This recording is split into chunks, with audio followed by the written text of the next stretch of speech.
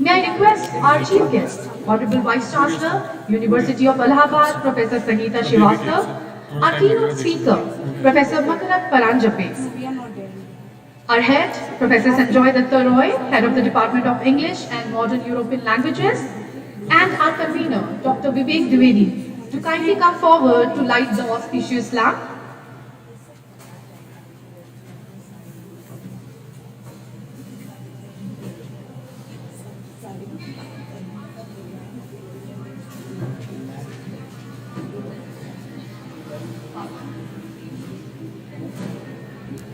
While the lamp is being lit, let us invoke the blessings of the goddess of wisdom, Ma Saraswati.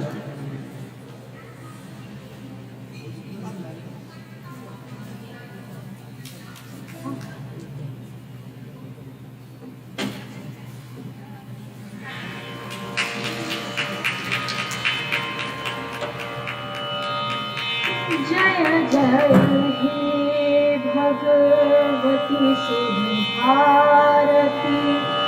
जय जय हे भगवती सुधारती तव चरणों प्रणमामि नाद ब्रह्मवै जय बागेश्वरी नाद ब्रह्मवै जय बागेश्वरी शरणं ते गच्छामि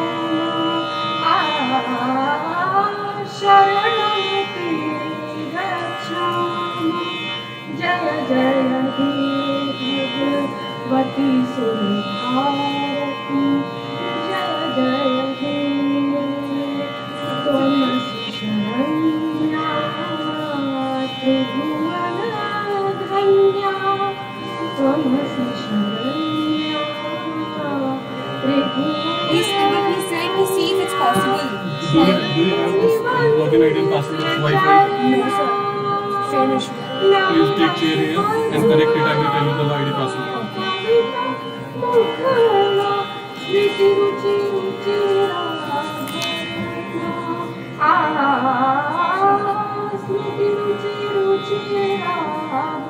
जय जय हे भगवती सुधारती जय जय हे आसीना भव मानस आसीना Where is Wi-Fi? It's there. मानस हंसे कुंद तुहिन शशिधारे नवरस मधुरा कविता मुखला स्मृति रुचि रुचिरा भरणा स्मृति रुचि रुचिरा भरणा जय जय हे भगवती सुधारती जय जय हे जय जय हे जय जय It's very strange, but I have connected it with my Airplane mode on नहीं. Maybe.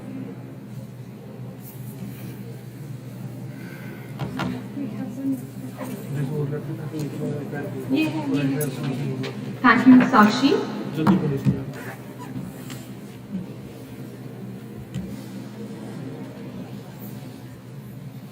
Moving on, I humbly invite our chief guest, Honorable Vice Chancellor, University of Allahabad, Professor Sangeeta Srivastava, to kindly grace us with your presence on the stage, ma'am. Anshu will escort ma'am to the stage. I now welcome our keynote speaker, Professor Makarat Paranjape, to kindly come up on the stage and take your seat, sir. Apurvi is going to escort sir to the stage. Connect करो wifi connect.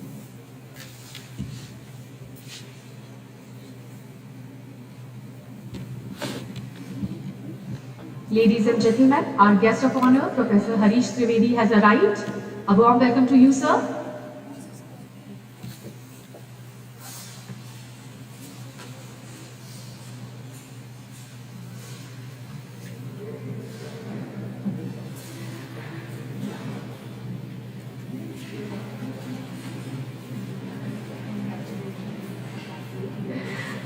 Apurvi, kindly escort sir to the stage. And I invite Professor Harish Trivedi, our guest of honor, to come to the stage and be seated. Sakshi, please escort sir to the stage. I now request Professor Sanjoy Datta Roy, Head, Department of English and Modern European Languages, University of Allahabad, to come on the stage and take your seat, sir.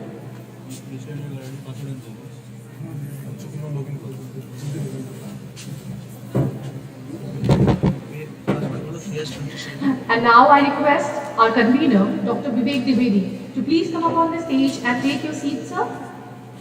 Damini, please escort sir to the stage.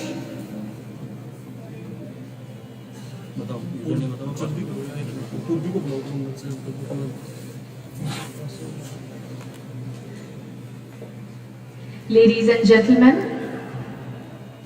a very warm welcome to our esteemed dignitaries seated on the dais. As we say in our tradition, Atithi Devo Bhav, we will move on to present a floral tribute to our esteemed dignitaries. I would like to request Dr. Jaswinder Singh, Assistant Professor, Department of English and Modern European Languages, to kindly welcome our chief guest, Honorable Vice Chancellor, University of Allahabad, Professor Sangeeta Srivastava, and present a bouquet to ma'am.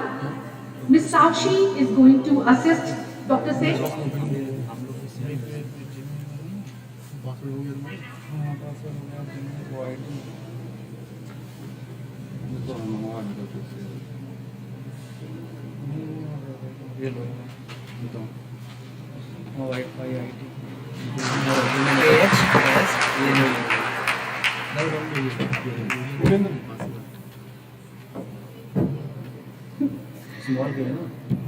May I now request Dr. Kanchan Chakraborty, Assistant Professor, Department of English and Modern European Languages, to kindly welcome our keynote speaker, Professor Makarand Paranjape, and present a bouquet to sir. I urge Ms. Vaishali to assist Dr. Kanchan.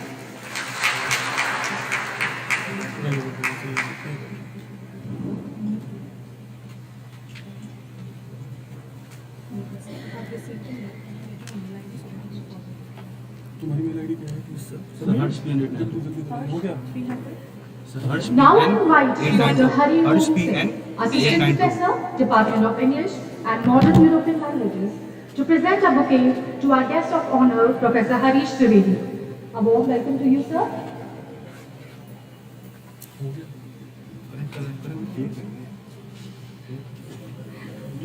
Ladies and gentlemen, a big round of applause. Thank you, Dr. Hariom. May I now invite Dr. Rajesh Verma, Department of English and Modern European Language, Associate Professor, to present a bouquet to Professor Sanjoy Datta Roy, Head of the Department of English and Modern European Languages and Dean Faculty of Arts, University of Allahabad. Ms. Dipali, kindly assist, sir.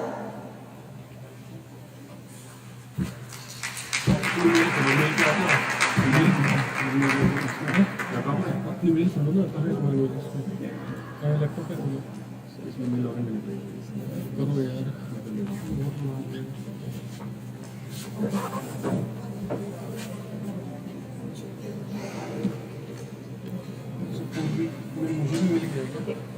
May I now request Dr. Kanchan Chakraborty? May I now request Dr. Kanchan Chakraborty, Assistant Professor, Department of English, to present a bouquet to our keynote speaker, Professor Makarand Paranjape.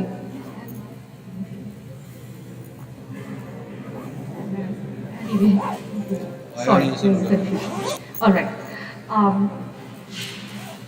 Now I would like to invite Dr. Pradeep, Assistant Professor, Department of English, to present a bouquet to our convener.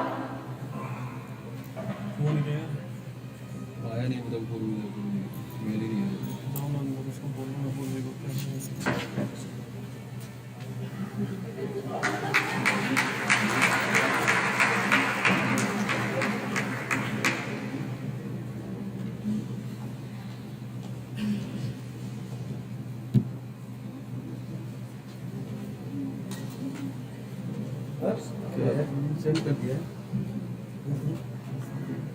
Ladies and gentlemen, a big round of applause to our esteemed dignitaries sitting on the dais. I would also like to welcome our registrar, Professor M.K. Shukla. Thank you so much, sir, for coming. Now, I would like to invite Dr. Mrityunjay Rao Parmar, Assistant Professor, Department of English, University of Allahabad, to accord a warm welcome to our guests. Dr. Mrityunjay.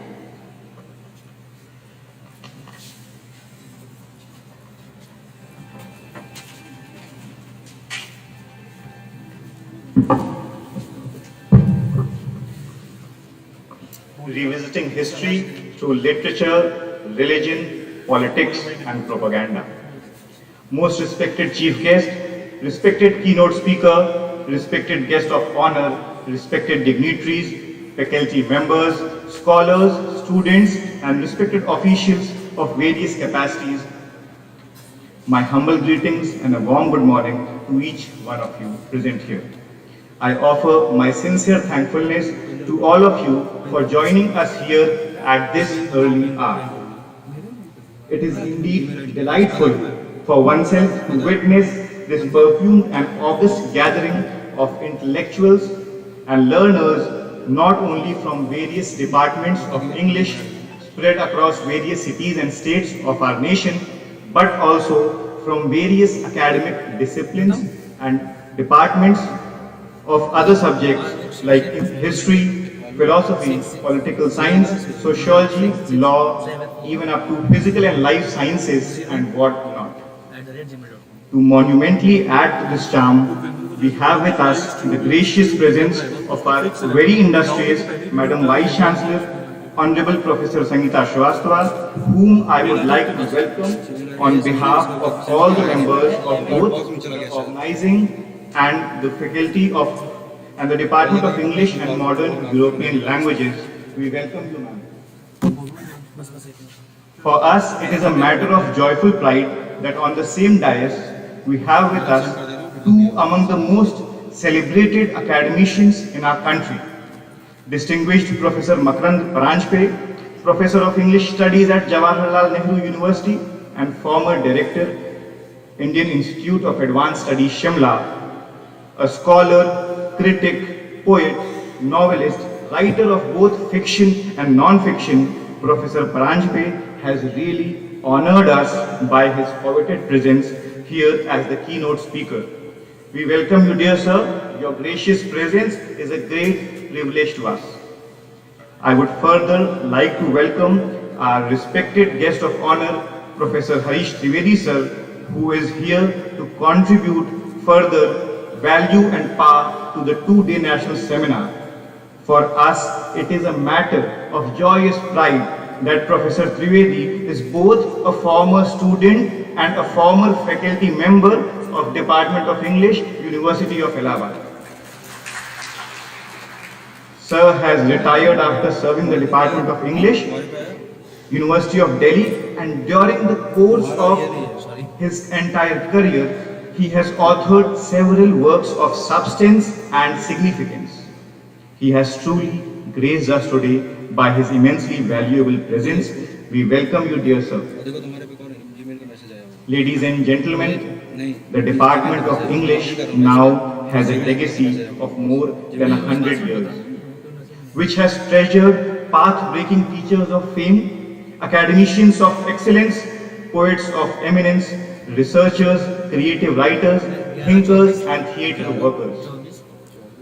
It has a rich tradition wherein great masters have walked down the galleries of its regal architecture. It has a glorious past and now an even glorious present. To represent the legacy of such an old yet new, embellished and illustrious department, we have with us respected Professor Sanjay Datta Roy, who is currently leading the department as the head and is also contributing to the university as the Dean, Faculty of Arts. We welcome you, sir. We must agree that the laying of foundation of University of Allahabad way back in 1887 was itself a historical enterprise when the idea of university education in India existed only as an unrealized or a distant dream or a reality that had been remotely lost down the ages.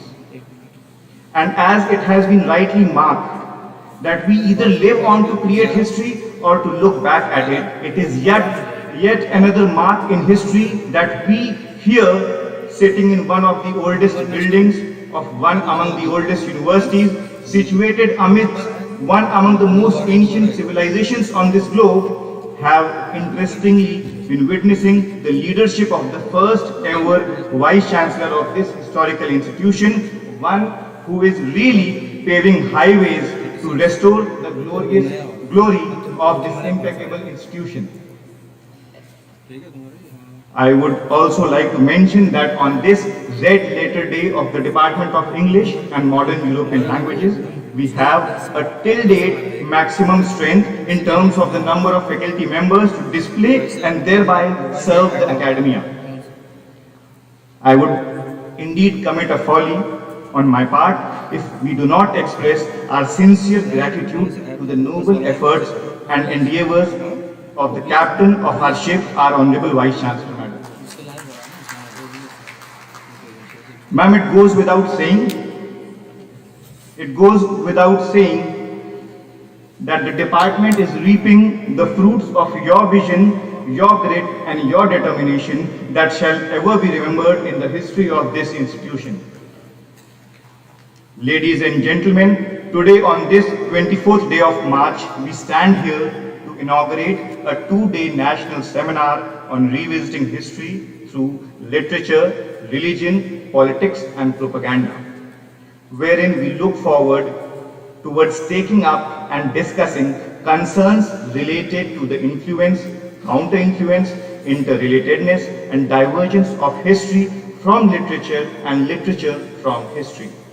In togetherness, we shall also explore their varied dimensions through ideas pertaining to religion, politics and propaganda and more. To serve the purpose better, we shall have with us a gallery of stalwart intellectuals and scholars who would share their take and insights on or about the theme. For once again, I am thankful to the overwhelming presence of our esteemed guests, the worthy audience, eminent academicians, our respected registrar sir, the heads and deans present here, and thus placing more belief in the fact that this 2-day exchange of academic ideas on the mentioned theme will definitely further our understanding of both history and culture and literature. And while we take our celebrations forward, may our heartfelt sense of gratitude reach one and all. Thank you. May Goddess Saraswati bless us all.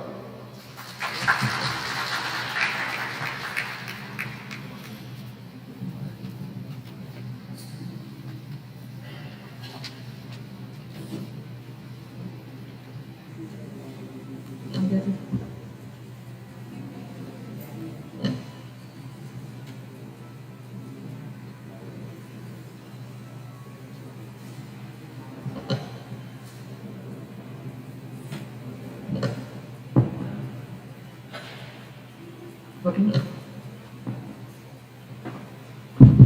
thank you, Mrityunjay. Thank you, Dr. Mrityunjay. Before we move forward, I would like to request Dr. Mona, Assistant Professor, Department of English, to kindly present a bouquet to our guest, Registrar, University of Allahabad, Professor N.K. Shukla.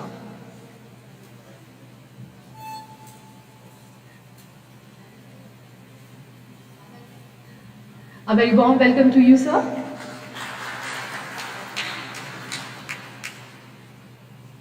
Thank you, Dr. Mona. Thank you, sir. I now invite Professor Sanjoy Datta Roy, Head, Department of English and Modern European Languages and Dean, Faculty of Arts, University of Allahabad, to deliver the inaugural address. Sir, please come forward. Ladies and gentlemen, Professor Datta Roy.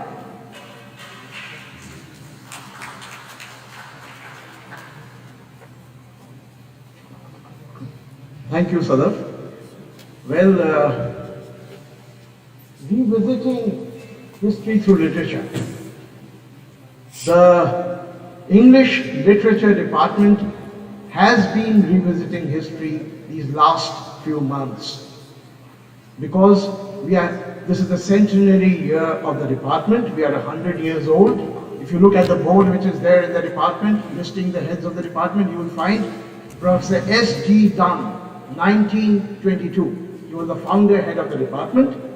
And very recently, we had the great grand-nephew of Professor S.G. Dunn who visited the department because it is 100 years of the department. And he was recollecting through the archives to which he has access, because he is in the same house in Stratford-upon-Avon where Professor Dunn lived post-retirement when he went back to England, and he has the letters, the memoirs, as well as the photographs that Professor Dunn took, recorded while he was here in Allahabad University in the English department. And based on this archival material, he delivered a talk which took us down the lanes of history, you see, and memory, 100 years back when Professor S.G. Dunn was here as the founder head of the department. And then he brought it forward to the present time where he teaches Caribbean literature now in the University of Warwick in England. So we have been traveling down history, the lanes of history, the bylanes of history, celebrating 100 years of the department. I have actually started a series called Legacy and the Future, in which we've been inviting people who have retired to come and meet the new faculty so that, the new faculty can sort of interact with them and know what the history and the legacy of this department was.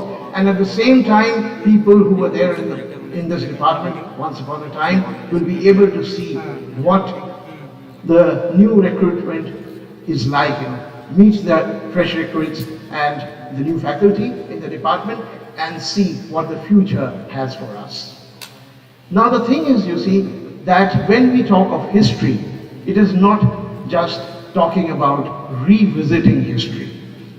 We are simultaneously creating history at the same time, you see, where 100 years from now, in 2122, people will recollect that these people joined the English department and this is what they did in the years that followed. So here I would like to thank our present Vice Chancellor, Professor Sangeeta Srivastava, because of whom this was possible, that we have been able to get more than 30 new faculty in the English department, and they are from all over India. People are there from Punjab, from Pondicherry, from Kerala, from Orissa. It's representing the entire country almost, right? Now that is something, you see, because history is a continuous process. It is not something which is stagnant in the past, about which we keep on revisiting. It is something that has been created simultaneously at the same time. So here, what I would like to talk about regarding the theme of the seminar is that, you see, history is not just certain events, experiences, incidents from the past. It is the way we see those events, incidents and experiences, the way they are interpreted. Because most of the time, cultural ideas, political ideas are there behind the interpretation of events and the way those events are presented. There is always a perspective that creates a certain kind of history or a different kind of history. I remember the lines of somebody like W.B. Yeats. This is from an unpublished poem by Yeats, which I got from the Variorum edition, right? It goes something like this. I don't remember the exact lines. It is talking to his friends. To those who say that I have done them wrong in my poems, to them I say that it is not them that I remade, it is myself that I remake. And in remaking himself, you remake everything else that is around you, your life. You remake your life, you remake history. The subjective perspective is always very important when you revisit history and remake history and present it. I remember from our own Dharamveer Bharati, his Suraj Ka Satwa Ghoda, where this kind of a thing can be noticed, you see. There are 7 hot Allahabad afternoons where Manik Mullah is telling stories to a group of friends. They are drinking watermelon juice, which is typical of Allahabad hot summers, and Manik Mullah is telling them stories. The story basically is the same story, but each day it is seen from the perspective of a different character. There is a major character from whose perspective the story is told the first day. The major character becomes a minor character in the second day story, and a minor character becomes a major character in the second day story. A third character who has been a totally unnoticed character in the story becomes the major character in the third day story. Similarly, the fourth, fifth, sixth, and seventh day. And every day, the same story gets a totally different kind of a version. That is the same thing that happens to history. When minor characters tell the same story from history, history itself changes in that revisiting of history. I will end with a short incident from a story by Maheshwara Devi based on the Mahabharata. It is basically Kunti O Nishadin, where Kunti and Gandhari and Dhritarashtra have decided to go to the forest. It's many years after the war, but then because both of them are literally blind, so Kunti accompanies them to the forest. She helps them, she collects firewood every day, she goes to collect fruits and vegetables from the forest. And then every day she sits down for a while in the forest and confesses, meditates about whatever her past was. And there are these Nishadin women who come and go collecting firewood. They notice her every day. Then one day, a Nishadin woman comes, approaches her and tells her that we have been hearing you for a long, long time. You belong to the Rajavrit. We belong to the Lokavrit. Our languages are different, and yet we can understand what you're thinking and what you're talking about. You seem to be very disturbed about Karna, about whom you keep on talking in your confessions. But you seem to have forgotten that when you were in the Lakshagriha, you invited 5 Nishad men with their mother, and you gave them so much to drink that they were unable to even move. And after that, you know what happened? You left the Lakshagriha burnt, and that happened. Not once is that in your register of confessions. You don't even think for once that that was something wrong. So you see, history gets reinterpreted when you revisit it, you see, from a different perspective. And it can be history, you see, which is personal history, individual history, or history, you see, which is of a community, history of a nation, anything. I hope that this seminar investigates these perspectival changes that happen when you revisit history, whether it is religion, politics, propaganda, whatever. Thank you.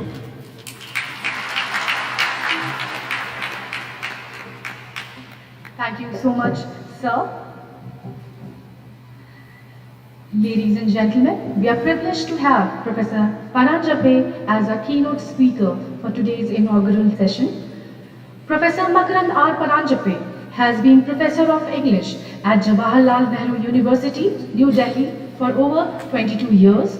He also served as Director of Indian Institute of Advanced Study, Shimla. Professor Paranjape is the author, editor of over 50 books. He has also published over 175 academic papers, chapters. and thousands of essays, op-eds, articles, and columns in newspapers and magazines. In addition to being a scholar and critic, he is a poet, novelist, and non-fiction writer.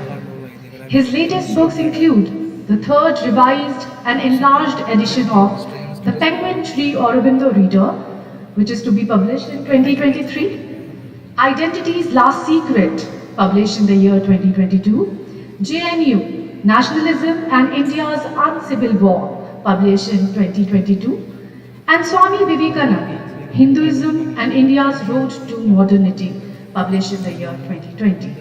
So, I welcome you to deliver the keynote address, the much awaited keynote address, rather. Ladies and gentlemen, Professor Paranjape.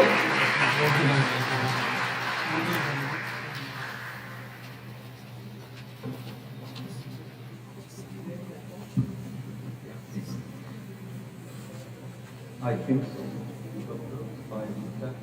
Clip I had. Thank you very much, Madam Vice Chancellor, Chair, my friend, Professor Sanjay Gupta, Datta Roy, who is also the Dean and the Chairperson, my teacher, Professor Harish Trivedi, my young friend, Dr. Vivek Trivedi, my other young friend, Dr. Parmar, who invited me, Mrityunjay ji, other friends in the audience, Professor Poonam Trivedi, many other distinguished members of this audience. It's really an honor and a privilege for me to be here before you today. And more than that, it's also a challenge, and I'll tell you why. Because not only is my teacher sitting here on the dais, and you know it's a very hard act to follow your teachers, but it's an even harder act to precede them, because पता नहीं इसके बाद क्या कहेंगे. मेरे बाद इन्हीं की बारी है, and he already warned me कि मैं पूरा लिख के लाया हूँ, तुम्हारे जैसे नहीं, you know. But in addition to, as it was, speaking before my teacher, which is very, as I said, daunting, I also have a student who is supposed to give a major talk tomorrow, Professor Pramod Nair. So it's a bit of a kal aaj aur kal situation for me, you know, sandwiched between these two greats. So when Dr. Parmar invited me to this conference, I said, please send me the theme note first. Let me know what this conference is about, what you're thinking about. And when he said, he sent it to me, and you know, I don't know if all of you have read the theme note. It says revisiting history through literature, religion, politics, and propaganda. And I thought to myself that it's been a fashion of sorts for historians to revisit literature. It's not only a fashion, but I think it is the way the subject has moved. And what better proof of that than the latest of these quite unique contributions to historiography. I'm referring to a very important book by one of the participants of this conference, Professor Hitendra Patel, and the book is called Adhunik Bharat Ka Aitihasik Yatharth, and it looks at the works of four major novelists, Bhagavati Charan Varma, Yashpal, Amritlal Nagar, and Gurudat. And इनके राजनैतिक उपन्यासों पे ये आपने काम किया है. Professor Patel was my colleague at the Indian Institute of Advanced Study when I was serving as its director. And I'm very excited that this book is out. It's already got into 2 or 3 editions. But making is that it's been a trend. This I want to show at the end. Anyhow, they've queued it up. In fact, this refers to another book where it's happening in the other direction. Ret Samadhi. I don't know if you've read this book. It's by Gitanjali Shri. It got the Booker for translation. I'll probably try to end with this little clip that comes towards the end of my talk. But the trend has been for historians to look at literature, novels and other literary material as not quite the kind of documents that another generation of historians looked at, like Jadunath Sarkar, but to give a better feel of that period. And let me also point you to a couple of these books. You know, of course, you are all familiar with the work of historians such as the Sarkars, Sushobhan Sarkar, and then his son, then Tanika Sarkar, and a variety of other historians who looked at literary sources. People who are not historians, like Partha Chatterjee, but have still looked at these literary sources. But a very interesting book that I could refer you to is called, it's a book by Deepesh Chakrabarty. It's called The Calling of History. It's really you know, should I say, a gripping story, The Calling of History, Sir Jadunath Sarkar and his Empire of Truth.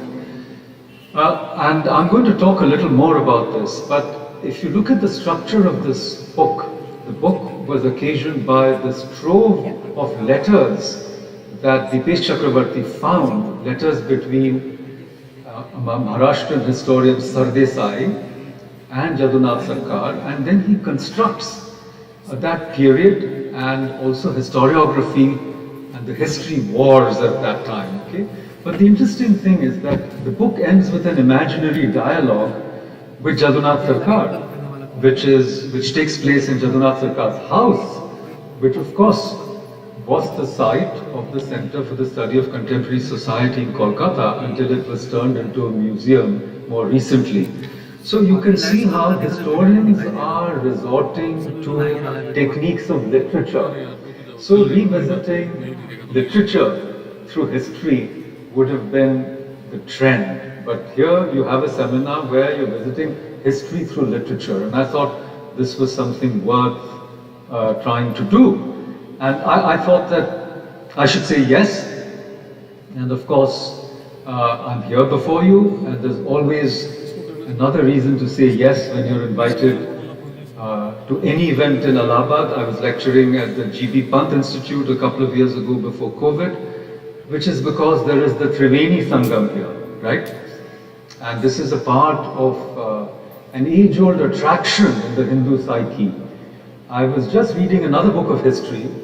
By way of anecdote, I recommend it also. Uday Kulkarni's The Mastery of Hindustan. It deals with this long Maratha century, okay, which we've forgotten in our history books. But this is about Madhav Rao Peshwa. So Madhav Rao succeeds Narayan Rao, who, as you know, he lost the Battle of Panipat 1761.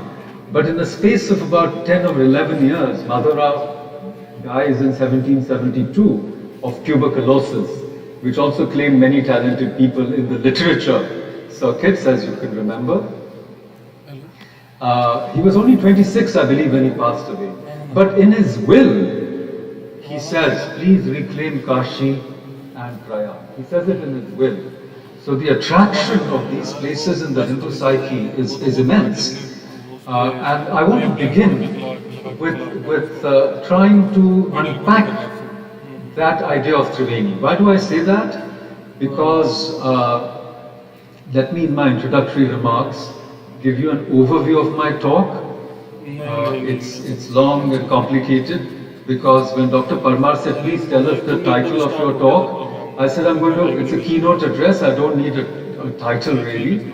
But I don't know where Dr. Parmar is, but I want to tell you, I came up with 3 titles. So these 3 titles are going to organize my talk. So the first title is India's History Wars, the tipping point of Messianic time. I'm going to explain what these things are. Messianic time, of course, refers to Walter Benjamin and his theses or concept of history. We'll talk about that in a minute. So that's the first of my 3 titles. India's History Wars, the tipping point of Messianic time. And it's really about Sthala, okay? Sthala Mahatmaya, the importance of place. Or if you want to use Greek terms, because I'm told that there were some members of the department here who believed they were Greeks, and they thought that the Indians were a bit inferior. I won't take names, but topos. Okay, so that's the first title of this keynote. The second is the Rasas of History. and the confluence of time. Okay? The rasas of history and the confluence of time. And why do I say the rasas of history? Because if you read Hayden White, he talks about the moods of history, going back to Northrop Frye, The Anatomy of Criticism, where he organizes in his meta-history and other books, he organizes histories of the 19th century seasonally, you know, optimistic histories, spring, you know, elegiac histories, autumn, and so forth. So instead of that, I thought rasas of history would be more apropos our context and the confluence of time. Confluence is, of course, Sangam, right? So from topos, you go to chronos or kala. And the third, and possibly the simplest, but at one level the most difficult of my three titles would be Itihas Mimamsa. That is a reflection on the meaning of Itihas in all its dimensions. And the challenge it poses to us, because Itihas, thus it was or so it happened, is very different from history as we know it today. And that disjunction, that rupture, is a part of the schizophrenia of being modern and Indian, isn't it? And the history was pivot around that. They pivot around questions such as, was Ram a real person? Was he really born anywhere? So how can you claim his Janmasthan, right? But it shouldn't be so difficult for us, because if you go to New Zealand, they have recognized rivers as real people. Rivers are persons. So the Ganga and the Jamuna are real persons. If you go to, New Zealand and check out their new legislation, and they are persons so that they have a right not to be polluted. So it's a very important shift in environmental thinking. But it's age-old so far as we are concerned. And this third part, I would title or subtitle Logos. Okay, Logos, the word, etc., in Christianity. But prior to that, Logos is the higher reason, the wisdom, and I'd call it Ved, you know. So this is my talk. A few introductory remarks, which are now lengthening out, I'm afraid. The Prayojana, 3 parts, and a conclusion. I may not get through all of it in an hour. But now let me come to the Prayojana, okay? For which I use the metaphor of this Triveni, okay? The idea of Triveni. I was at the Sangam yesterday, I took a dip, and I'm very grateful to my colleagues here at this department for taking me there. And one of them said, "Sir, aap bimar ho jayenge, aap mat kijiye ye. Aap bahar se aaye hain, thoda time lagta hai," etc., etc. But nevertheless, I jumped in, and it was wonderfully invigorating. And everybody knows that it's supposed to be, the Sangam is supposed to be Ganga, Yamuna, and Saraswati. Yes? But Saraswati is nowhere to be seen. And they say that Saraswati is a deep well in the Agra fort. Right? वो gone hai. So where is this Saraswati? In other words, to understand the flow of Ganga and Yamuna and the meaning of the confluence, you have to have Saraswati, okay? So that is my first point. But where is this Saraswati to be found? And the simple answer I will give you by quoting Raja Tarangini. The simple answer is Saraswati is to be found among the Saraswats. And the Saraswats are those who are wise and who have self-knowledge. Okay, let me quote this verse from Kalhana. Shlagyah sa eva gunavan raga dvesha brahishkrita bhutartha kathane yasya ste yasya eva saraswati. So only they or he or she is Saraswati who, when they go back to the past, have renounced or have got rid of rag and dvesha. And they are the most excellent, shlagya, the perfect ones, and gunavan, the ones who are endowed with the gunas. So from Delhi, I bring you my own professor, the Saraswat, Professor Harish Trivedi. So there is no Triveni unless to the Ganga and Jamuna of Allahabad, the Saraswati also comes, okay?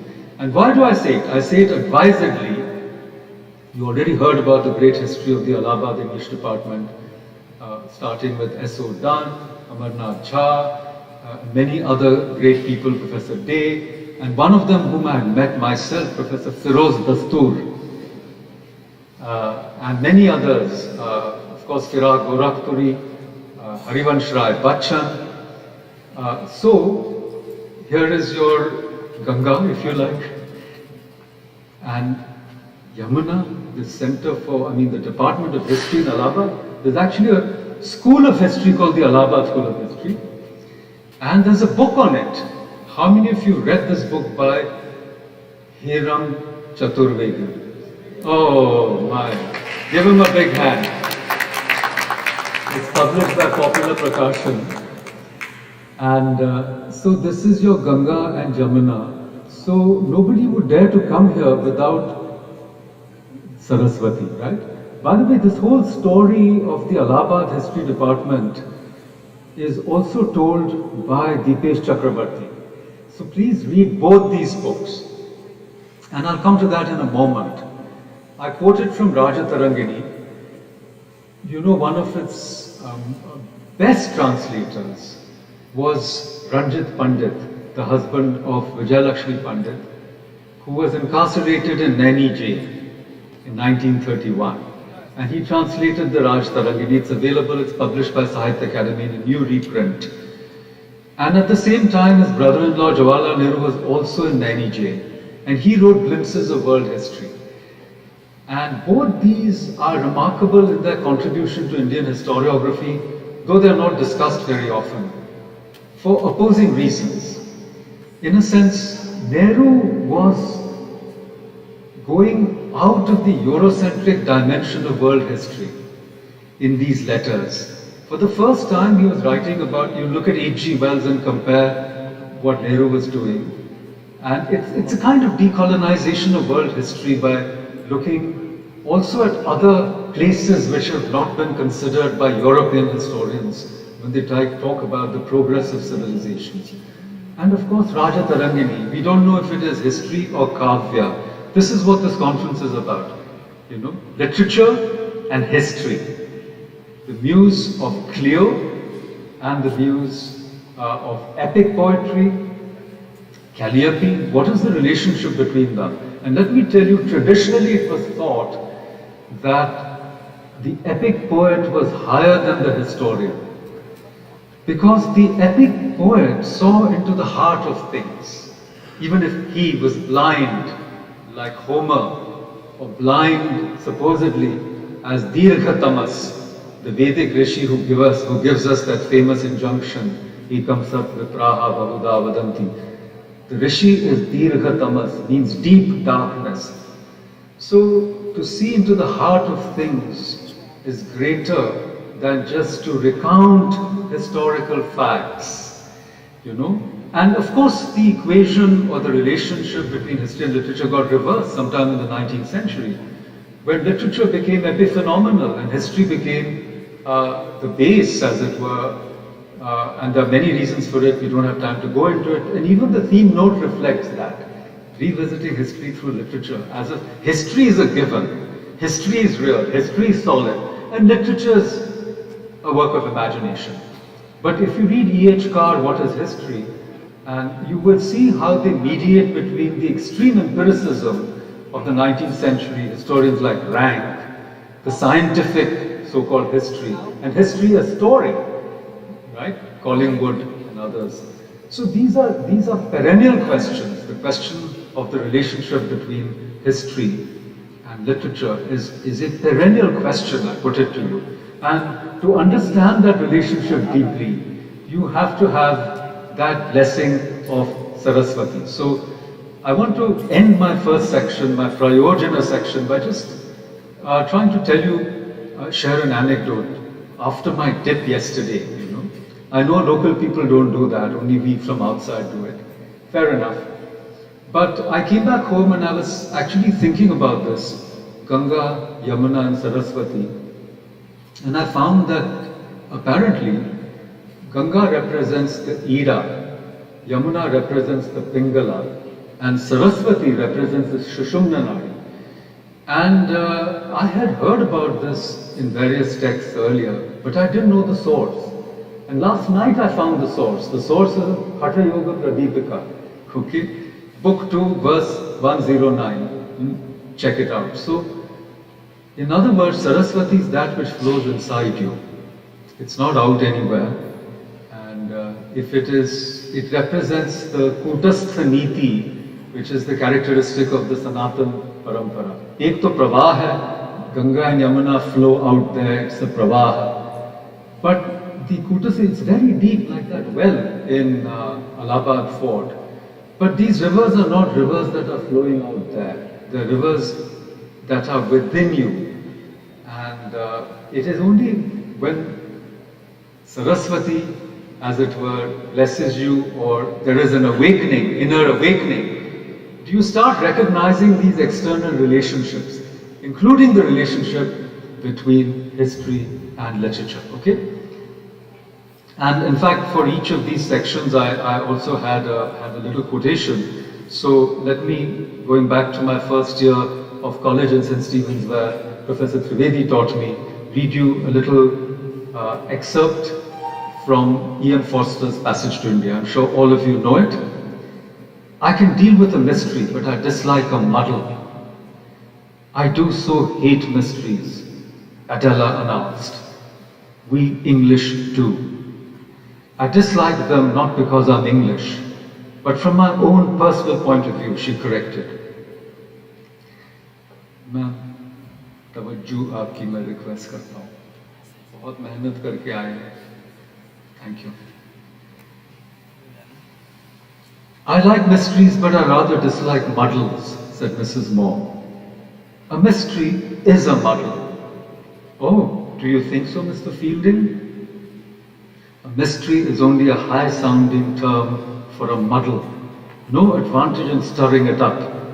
In either case, Aziz and I know well that India is a muddle. So says Fielding. Okay? So this is, as it were, a very good way to get into the first part of my three-part talk, which is India's history wars, the tipping point of Messianic times, where this history war which has engulfed us, we're in the middle of it, and that history war is what is suggested in the subtitle of the theme of your conference, which is religion, politics and propaganda. Speaking of the importance of Allahabad, let's not forget the Allahabad High Court judgment, which actually set off, this whole process for the reclamation of the Ram Janmabhoomi, where I think it was Justice Sudhir Agarwal interrogated famous JNU historians who, in the cross-examination, were revealed not to know what they were talking about, History wars, we're in the middle of it. There's a litigation going on about Kashi Vishwanath, and I'm sure there'll be something going on about Mathura, the Eidgah there, the Krishna Janmabhoomi. There's a very good book by Meenakshi Jain, by the way, which also takes us into the history wars in our textbooks, because when the regimes change, they want to rewrite history. So we are right in the middle of these history wars, and there can be innumerable other examples. Look at the court case that's going on, or the fight between Audrey Trushke and Vikram Sampath. And consider the fact that most of these revisionist historians are not a part of the academy. Vikram Sampath doesn't teach at a university. India's most famous, supposedly, contemporary historian, Ramchandra Guha, another college mate of mine, senior, his degree is not even in history. He studied at the Indian Institute of Management, his BA honours was in economics, then he went to Delhi School of Economics. And Dipesh Chakrabarti himself is a BSc in physics. And then he did an MBA from IIM, where he was taught by Param Dey. And then he went to, I think, La Trobe, he went to Australia, and he studied with Ranjit Guha, I think. So you see historians, the people who are writing history, Sanjeev Sanyal has written a book on on revolutionary history, revolutionaries and their contribution to the national struggle. He doesn't have a PhD, and he's not, in that sense, a member of the academy. So we are in the middle of these history wars, as you can see. Yesterday I also went to the Allahabad Museum, and there are two huge, but now rather neglected galleries on Gandhi and Nehru, but they've just inaugurated a new gallery on revolutionaries, which is not yet finished. So do you see, that's why I called it the history, India's history wars, and the tipping point of messianic time. I'm going to explain that latter portion of this in a moment by referring to Walter Benjamin. But we are in the middle of these history wars, okay? And what is the clue to understanding them? What is the clue to unraveling them, you know? And talking about textbooks, this has been going on forever. You look at the NCERT, there were instructions to anybody, so many things were not talked about. But, you know, you go to any museum in India or anywhere in the world, and every single Hindu icon is damaged somewhere or the other. So you can see the vandalism of such gigantic proportions of which we don't hear. So I said jocularly that whenever there's a display of a broken icon, they should also say broken by whom, so that we know. I mean, who made it, they tell you, where it comes from with provenance. So this is a part of our history wars, isn't it?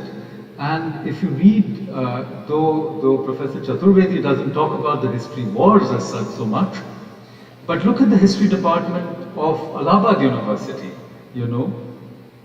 All the distinguished historians who founded it, Professor Rushbrook, I think, Williams was the founder, and then Sir Shafat Ahmad Khan, Professor Beni Prasad, Professor R.P. Tripathi, Professor Tara Chand, Professor S. Nurul Hasan, Professor Ishwari Prasad, Professor Satish Chandra, who comes to JNU, Professor Ravindra Kumar, who became the director of NMML, and he also taught here. So this was the great Allahabad School of History, and they were at loggerheads with, of course, Jadunath Sarkar, you know.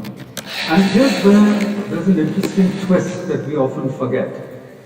And this is, by the way, I'll tell you another anecdote. When I was in school in 9th standard, this was in Bangalore, and the history book prescribed was by Ishwari Prasad. And I asked our history teacher, we had a good history teacher. So I said, sir, who is this Professor Ishwari Prasad? He said, oh, he represents the National School of Indian Historiography. I said, really? But the entire history of modern India is Governor General by Governor General. So they said, then he said, you know, writing textbooks is very lucrative, so let's not go into the nitty-gritty.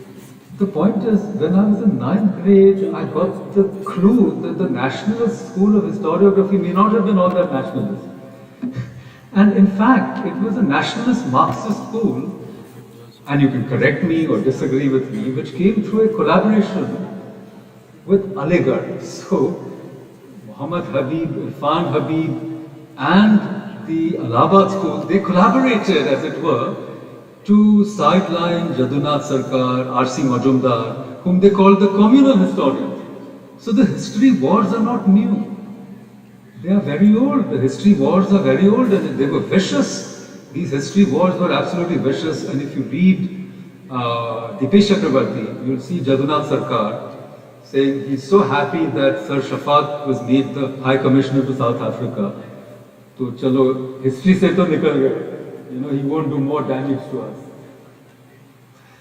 So,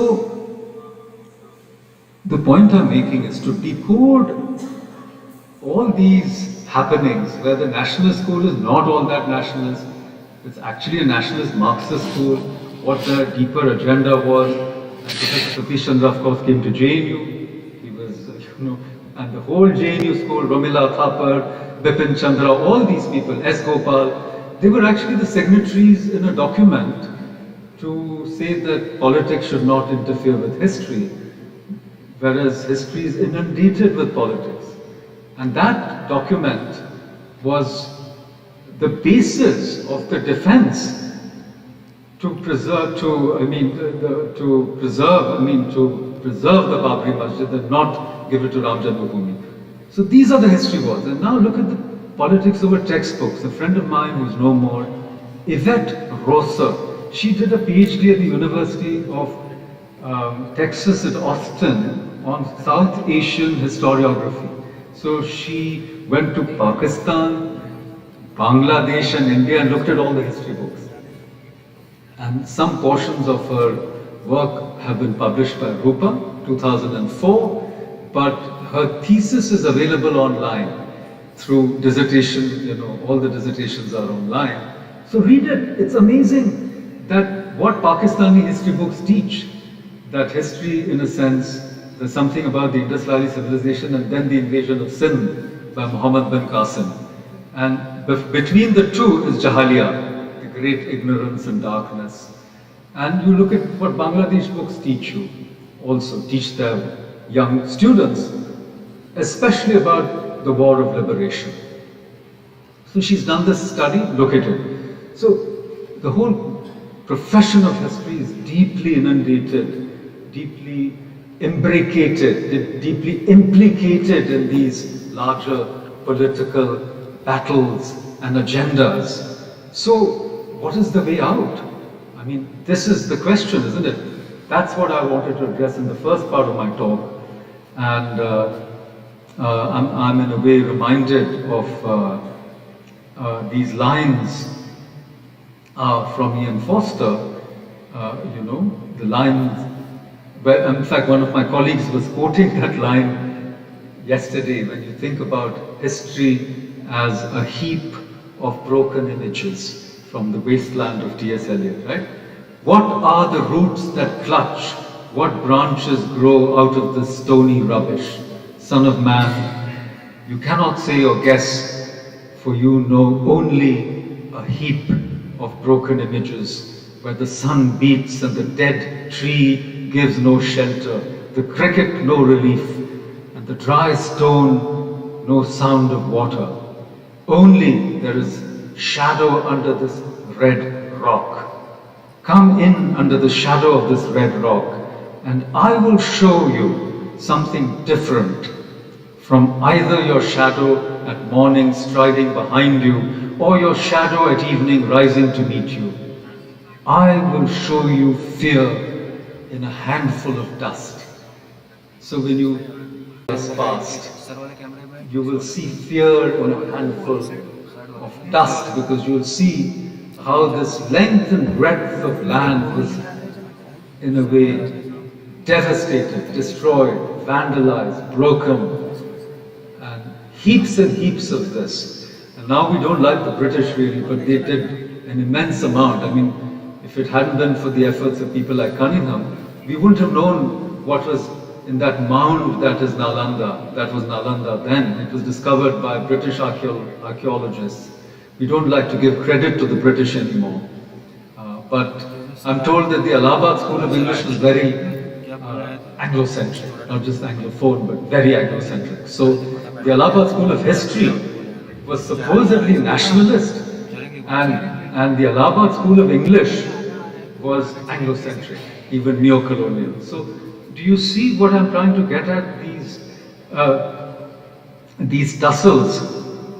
Now, as I keep saying, what is the way out?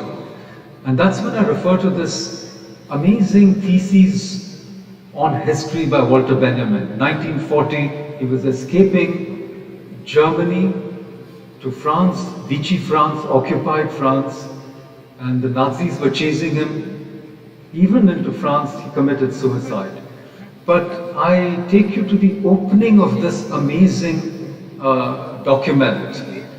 And the opening has this image of a chessboard with a puppet. A puppet is playing chess. And this puppet is a very clever mechanical contrivance. He has a hookah in his hand, and he knows all the moves that there are to know. And he always wins.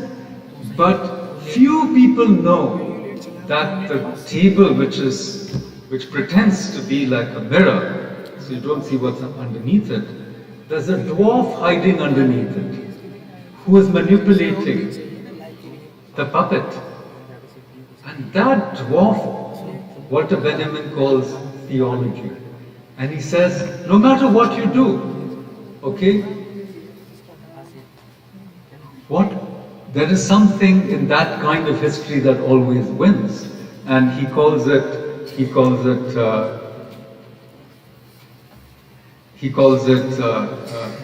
I'm looking for his exact phrase.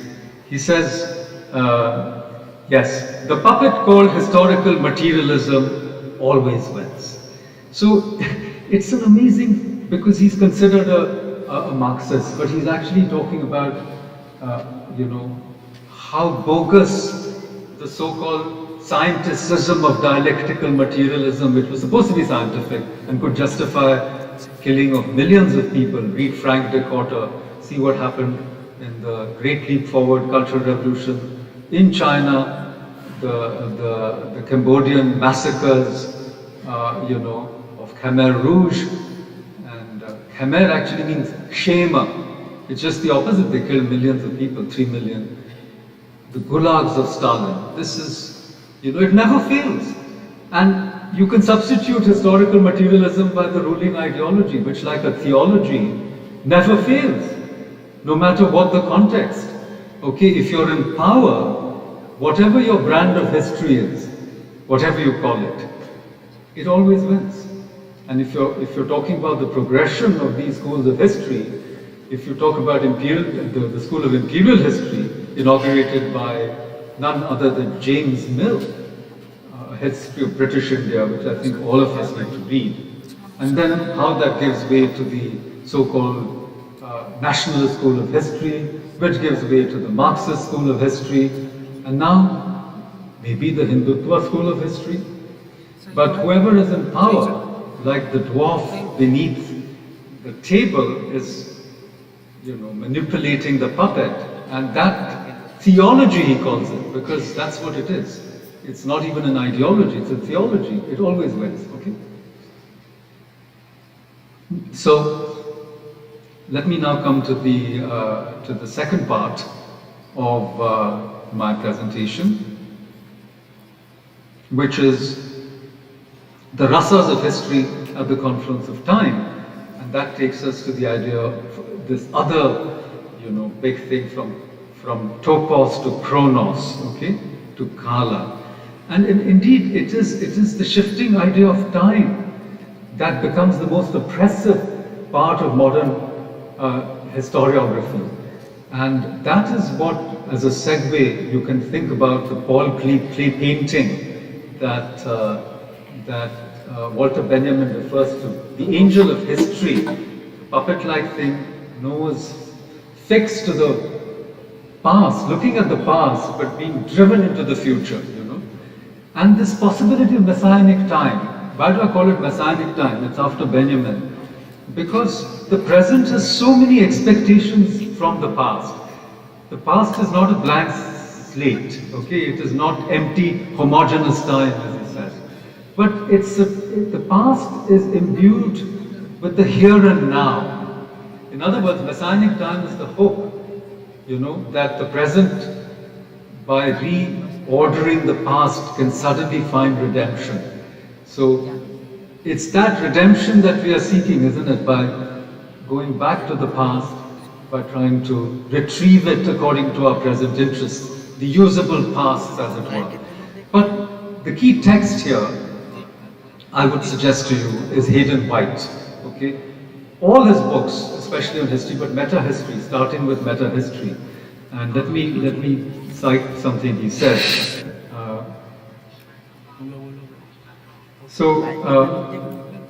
Where he says that the difference between history and literature is not as much as people think, after all, because his point is that history does not make sense unless it is ordered in a certain manner. Look at his Tropics of Discourse, 1978. He says, but in general there has been a reluctance to consider historical narratives as what they most manifestedly are. Verbal fictions, the contents of which are as much invented as found, and the forms of which have more in common with their counterparts in literature than they have with those in the sciences. Now, what is going on here?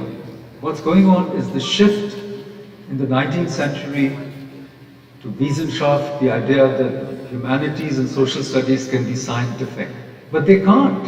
And that's what Giambattista Vico and others said, as opposed to Descartes. The methodology for humanities and social studies has to be different. There's no such thing as scientific history. Because without emplotment, the arrangement, see, the fact is there's an infinite number of possible facts from the past. Which ones do you exclude? Which ones do you emphasize? Like when you read what happens with the NCERT books, entire dynasties are excluded. The Cholas, only one line. The Chalukyas, okay, the Cheras, the Pandyas, the Bundelas. So they are not referred to. The Marathas also. In fact, that's the whole debate about Maratha history. Why aren't the Marathas an important part of our history, historical imagination? Forget about the textbooks. Because of this erasure. Right? So, what Hayden White is saying is, from a variety of possible facts, you choose some, you exclude some, then you emphasize some by saying 1761 is so important because the Marathas lost and Abdali won. But you can do a contrafactual imaginary history. Swapna Labdha Bharatiya Itihas, Bhudev Mukhopadhyay. It's a novel. Nobody has translated it into English yet. I wish somebody did. There are many Bengalis sitting here. Because he imagines what would have happened if the Marathas had won at the Third Battle of Panipat. So, and Shashi Chandra Datta, he wrote a book, not a book, he wrote a short story which was published by D.L. Richardson in 1820s about a successful revolt against the British, much before 1857 happened. So the possibilities, in other words, which events do you emphasize, which do you exclude or underemphasize? Who are the villains? Who are the heroes? It is emplotment which makes historiography comprehensible and intelligible to us. Without that plot, and that's the history war between, say, Jadunath Sarkar and Nurul Hasan or Irfan Habib, because they were fighting over the causes of the decline of the Mughal Empire. And Jadunath Sarkar looked at character, for instance, okay? And they said, what is character? You know, look at historical forces, look at economic forces. And so it's a kind of Marxist view, history as conflict between classes, and then it doesn't matter in that framework whether the classes are Hindu or Muslim, whether a temple is destroyed or not, whether jizya is imposed or not. All of this is completely erased, whether conversions are forced or not forced, whether there's been destruction, whether there's loot, rape. None of this comes in because they don't matter in that framework. Do you see what I'm trying to suggest? And the whole thing pivots around our conceptions of time, and that's what Hayden White is saying, that history is also emplotment. And let me give you two instances. In fact, for my Itihas Mimamsa, I had three texts that I wanted to discuss. I don't know if I'm going to get to them, but Raj Tarangini, and the second text would be Chachnama. I don't know if you know this text. It was supposedly written in Persian originally, but you only find it in Persian. It was supposedly written in Arabic, I'm sorry, but you only find it in Persian by an author called Ali Kufi in the 12th century or so. But it deals with the conquest of Sindh, which happened in 1712, if I'm not mistaken. Anyhow, and it's an amazing kind of book because it's part poetry. As Raja Tarangini, some people say it's a kavya, some people say it's history in the modern sense, not itihasa. And the third book would have been James Mill, History of British India. Again, it's full of all kinds of things. It's not a modern kind of history. So, in other words, it's all a matter of how you view time. The reason I mentioned both Raj Tarangini and Chachnama is they begin in mythical time. Raj Tarangini begins in times before the Mahabharata, when it tries to trace the history of Kashmir. And it also tells you why Kashmir is not in the Mahabharata. Because the Kashmiri king supported Jarasandha. And when which is the reason that Krishna had to go off to Dwarka, okay? And so history is always written by victors, and so Kashmir has been erased, if you read Raj Tarangini. But so it begins in mythical time and it gets into historic time without any cognitive dissonance, without a rupture. And Chachnama is the same. Chach actually stands for Kashyap, okay? And the ancient kingdom of Kashyap, the kingdom of the Saraswats, as it were, extended from Kashmir to Sindh, okay, to Deval, right down to Makran, to the sea, what we call the Arabian Sea. That was the ancient kingdom of Kashyap. So Chach is Kashyap. So from mythical time to historic time was not so difficult for people even 200 years ago. But now it's impossible because there's been a break, there's been a rupture between mythos and logos, which even the ancient Greeks didn't have. Between Hesiod and Homer, and from Homer to Plato, there was a kind of continuum, though in a sense by the time you come to Plato, they're saying the earlier stuff is mithya. Myth has lies, okay? And logos, that is rationality, is the only way you can determine, rationality, fact. But if you read Herodotus, he was called the father of history, but he was also called the father of lies.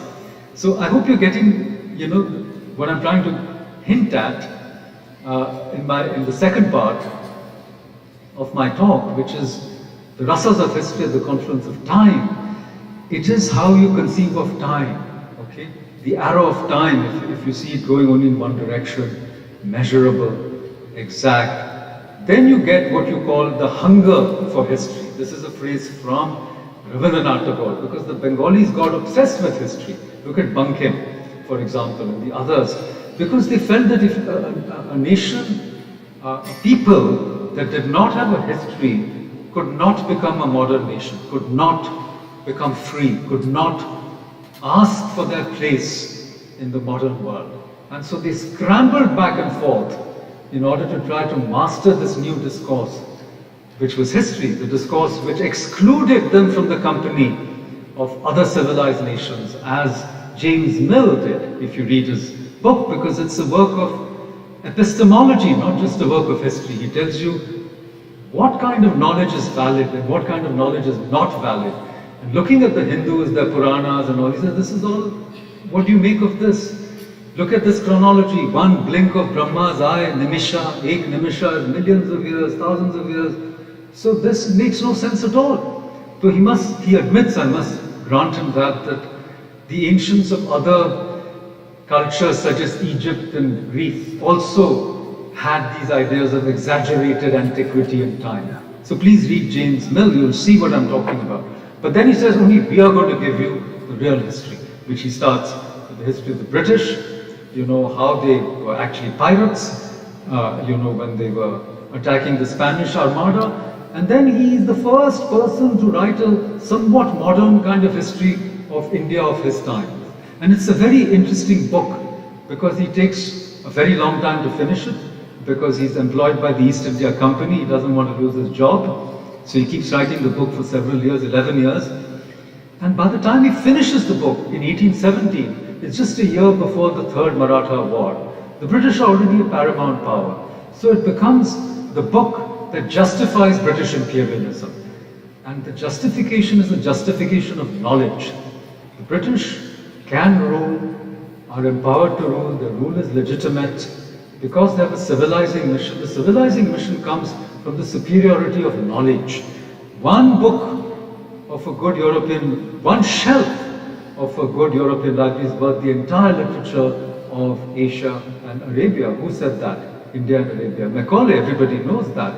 So Macaulay is actually picking up from James Mill. And James Mill is so influential. Hegel reads James Mill. Everybody's reading James Mill, okay? in order to form their understanding of the Indians, the Asiatics, who are irrational people. Hegel calls India the land of lotus eaters because they can't think properly. They are, so please think about some of these things. So the justification, so it's a conquest by knowledge, not just by arms. And the arms can be overthrown, but the conquest by knowledge, that decolonization has still not happened. We're still underway. And actually we don't know how to do it. That's why I said, we need the hard work of the Saraswats to help us bridge this rupture, that you can read the Raj Tarangini and make sense of it. And a good book on Raj Tarangini is by Shonalika Kaur, who talks about how it was myth and kavya, then it became history, and now it's being reabsorbed into kavya, but I would say empowered kavya, kavya which includes history, not kavya which is an inferior form of cognition, okay? So the book is by Shonalika Kaur on Raja Tarangini. So, let me now come to the third part of my talk. I'm almost at the end of my time. I was given 1 hour. And I call it Itihas Mimamsa. And it's really a reflection on the meaning and purposes of history. And I want to quote Hayden White here for a moment. And it ties back into what I quoted from the Passage to India, from A Passage to India. And Hayden White is actually quoting his history teacher at Wayne State University, Walter J. Bossenbrook. And I recommend a book by him called The German Mind, where he's really trying to understand how is it that in the land of rationality you had Nazism, okay? And of course others have tried to answer this, like Horkheimer and Adorno in the dialectic of the Enlightenment. But this was a puzzle. How did that happen, And a really important way for me to conclude this section, and actually my talk, is by referring to another wonderful essay by Nietzsche on the uses and abuses of history. So he talks about 3 kinds of histories: the monumental, and the second is the antiquarian, and the third is the critical. So what is the monumental history? And I want to give you a uniquely Indian way of interpreting these 3 kinds of historiography of Nietzsche by invoking the Indian idea of the Trinity, like our Triveni, which I started with. I may as well end with Trinity, Trimurti, Brahma, Vishnu, Mahesh. So Shrishti, that is creation, So monumental history, I'll read you the quotation from Nietzsche, or rather, how I've summed it up. Nietzsche's 3 registers of historical practice are monumental, antiquarian, critical. In short, monumental history is about activity and ambition. Antiquarian history is about preservation and admiration. And critical history is about abolition and liberation. So, you see Brahma, Vishnu, Mahesh, right? Shrishti, Sthiti and Samhar. If you read Ananda Kumaraswamy's great essay on the dance of Shiva, so Shiva has these 5 purposes, or 5 things that Shiva does. So Shrishti, creation, monumental history. This is the messianic time. You want to build a new India, finish the unfinished renaissance of India, make us great again. So you go to the past to look for all these heroic figures to make you feel inspired for new creation, right? Shrishti. Then Sthiti, maintenance. Antiquarian, go record this, record that, preserve this and preserve that, which is very important because everything needs to be preserved. Go to the Allahabad Museum, all the beautiful crockery is broken, they're stuck it together, go and look at it. Antiquarian. And then abolition and liberation, which is smash up everything, okay? Like in the Islamic conquest at once. Smash everything up, something new will come up, okay? But you can also smash up everything. Gandhi, the father of the nation, no, smash it up. Nehru, no, biggest villain. Smash up everybody, bring in new heroes, smashing. It's always not liberating, but I'm just saying. So, the 3 modes of history writing, I would say we need all of that, just as we need Ganga, Jamuna, and Saraswati. So, let me end by going back to with something Hayden White said, thanks to his teacher, Bosenbroek. And he says somewhere that when we look at history, okay, we should not always look at history like a puzzle to be solved, like a riddle to be solved. That's why I quoted E.M. Forster's Passage to India. Okay? There's a difference between a mystery and a muddle. Okay? A muddle is just confusion. You don't know what you're doing, you don't know what you're thinking. So history should not be a muddle. Okay? But it should not be a puzzle to be solved either, because actually the puzzle of history cannot be solved. Why can't it be solved? It can't be solved because the purposes to which histories will be put will be governed by the needs of the present. And the needs of the present are often controlled by our political masters, okay, and the ruling ideologies of our times. Does it mean that we have no space for liberation? Of course we do. That is what Saraswati is for. The Shamana that Sushumna brings. Because I don't know if Freud was conscious, but Ida and Pingala are a bit like id and superego. Yeah?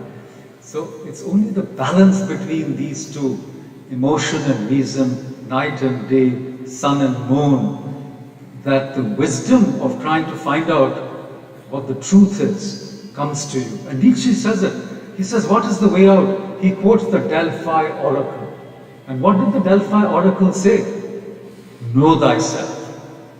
That is the, as it were, answer to the question of the history wars, the question of messianic time, and that is the real meaning of logos. Logos actually means, when we say the word and Ved and the word are actually are cognates in the sense that they refer to transcendental wisdom. That's what it is. Without that transcendental wisdom, you're not going to be able to, understand the relationship between the Ida and the Pingala, between the Ganga and the Yamuna. And let me just tell you one little thing before I end, and then I'll end with a quotation. We talk so much about the Ganga Jamni Tehzeeb, but metaphorically it is a misnomer. Because when the Yamuna joins the Ganga, it becomes the Ganga. There's no Yamuna after this. So whatever joins the Ganga becomes the Ganga. Okay? And to know this, to understand this deeply, you have to have that blessing of Saraswati and be the Saraswati. So that's when the streams are going to merge. That is the meaning of confluence. Because the confluence stands for two becoming one. It stands for Advaita. Okay?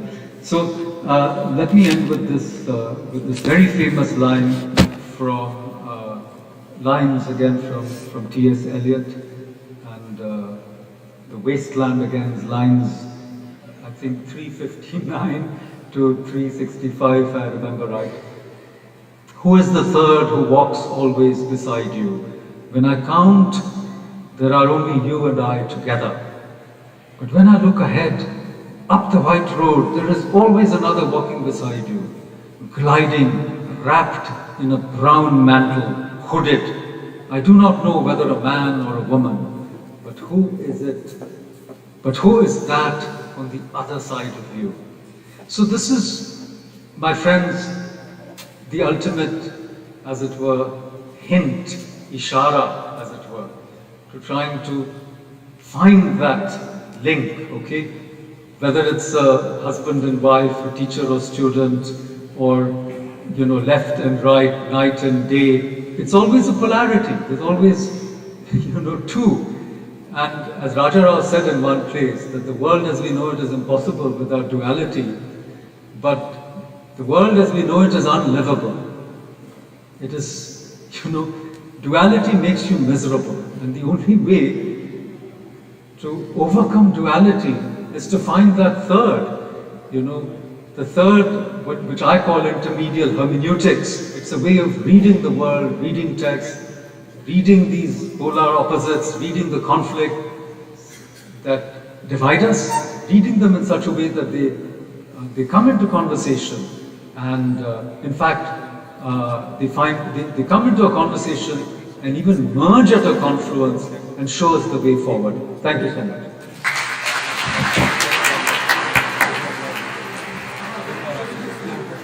Just take a few minutes.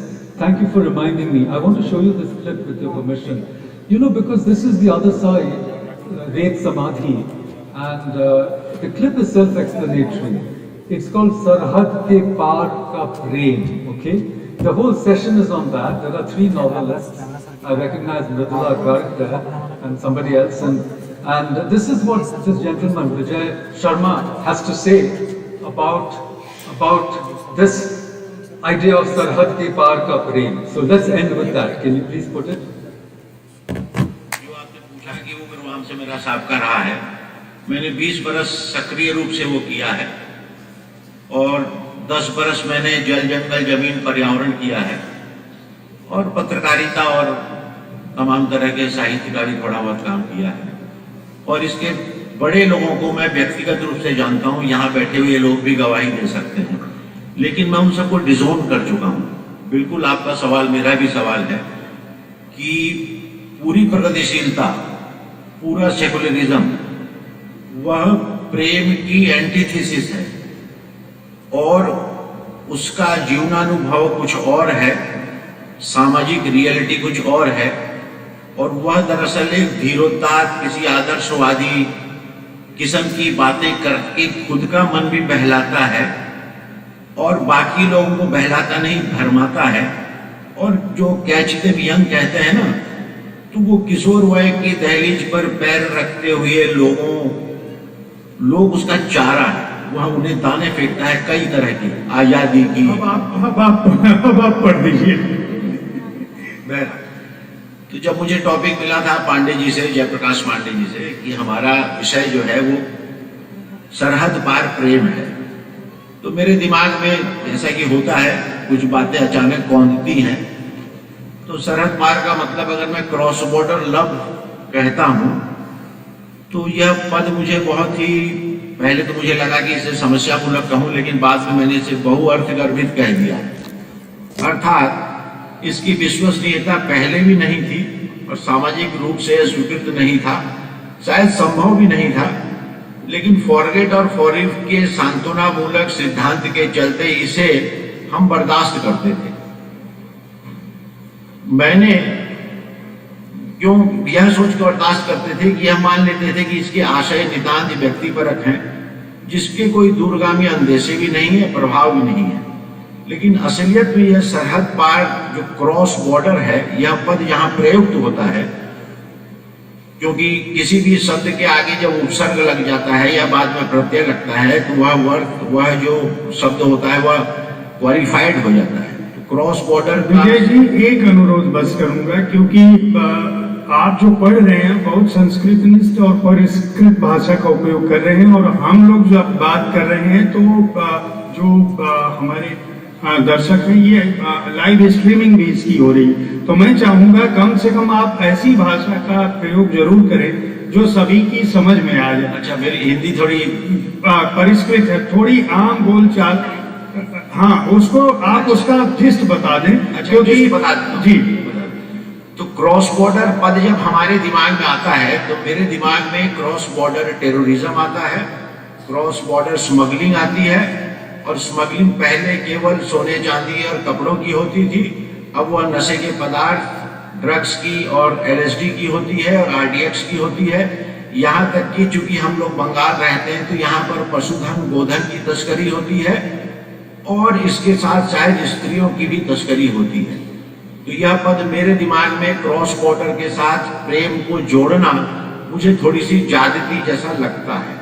बहरहाल, अब अगर साहित्य पे लौटे तो आजकल एक चलन चल रहा है, मेरे हाथ में एक किताब भी है, वो बड़ी मशहूर विश्व प्रसिद्ध किताब बन गई है, नाम शायद लेना उचित ना हो, लेकिन मैं किसी नाम में एक प्रवृत्ति की बात कर रहा हूँ। वह किताब जिसे बुकर मिला है, उसमें भी एक बुढ़िया है जो 70-80 साल की उम्र में आखिरी दिनों में वह अपने प्रेमी को ढूंढने पाकिस्तान चली जाती है। बहरहाल, सामान्य जिंदगी में ऐसा होता नहीं है। लेकिन लेखक का जो काम है वह सामान्य जिंदगी के अनुभव को विशिष्ट बनाना है। लेकिन मैं तो देखता हूँ कि हमारे समय के रचनाकार अपने व्यक्तिगत या व्यक्तिगत भी नहीं, जिसको चेरी पिकिंग कहते हैं, चेरी ऑन द केक, इस तरह कुछ निकाल करके उसे एक सार्वजनिक अनुभव का नाम देते हैं, जो कि साहित्य में शायद बहुत ईमानदार कोशिश नहीं है। नॉर्मली हम इस तरह का प्रेम नहीं पाते हैं, ना ही ये संभव है। चलिए, तो आपने तो खारिज कर दिया, अब अलका जी यहीं से बात शुरू करते हैं।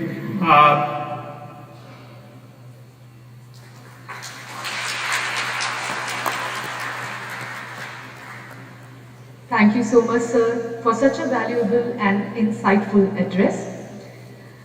May I now kindly request our chief guest, Honorable Vice Chancellor, University of Allahabad, Professor Sangeeta Srivastava, to share her pearls of wisdom and bless us with her kind words. Ladies and gentlemen, our Honorable Vice Chancellor.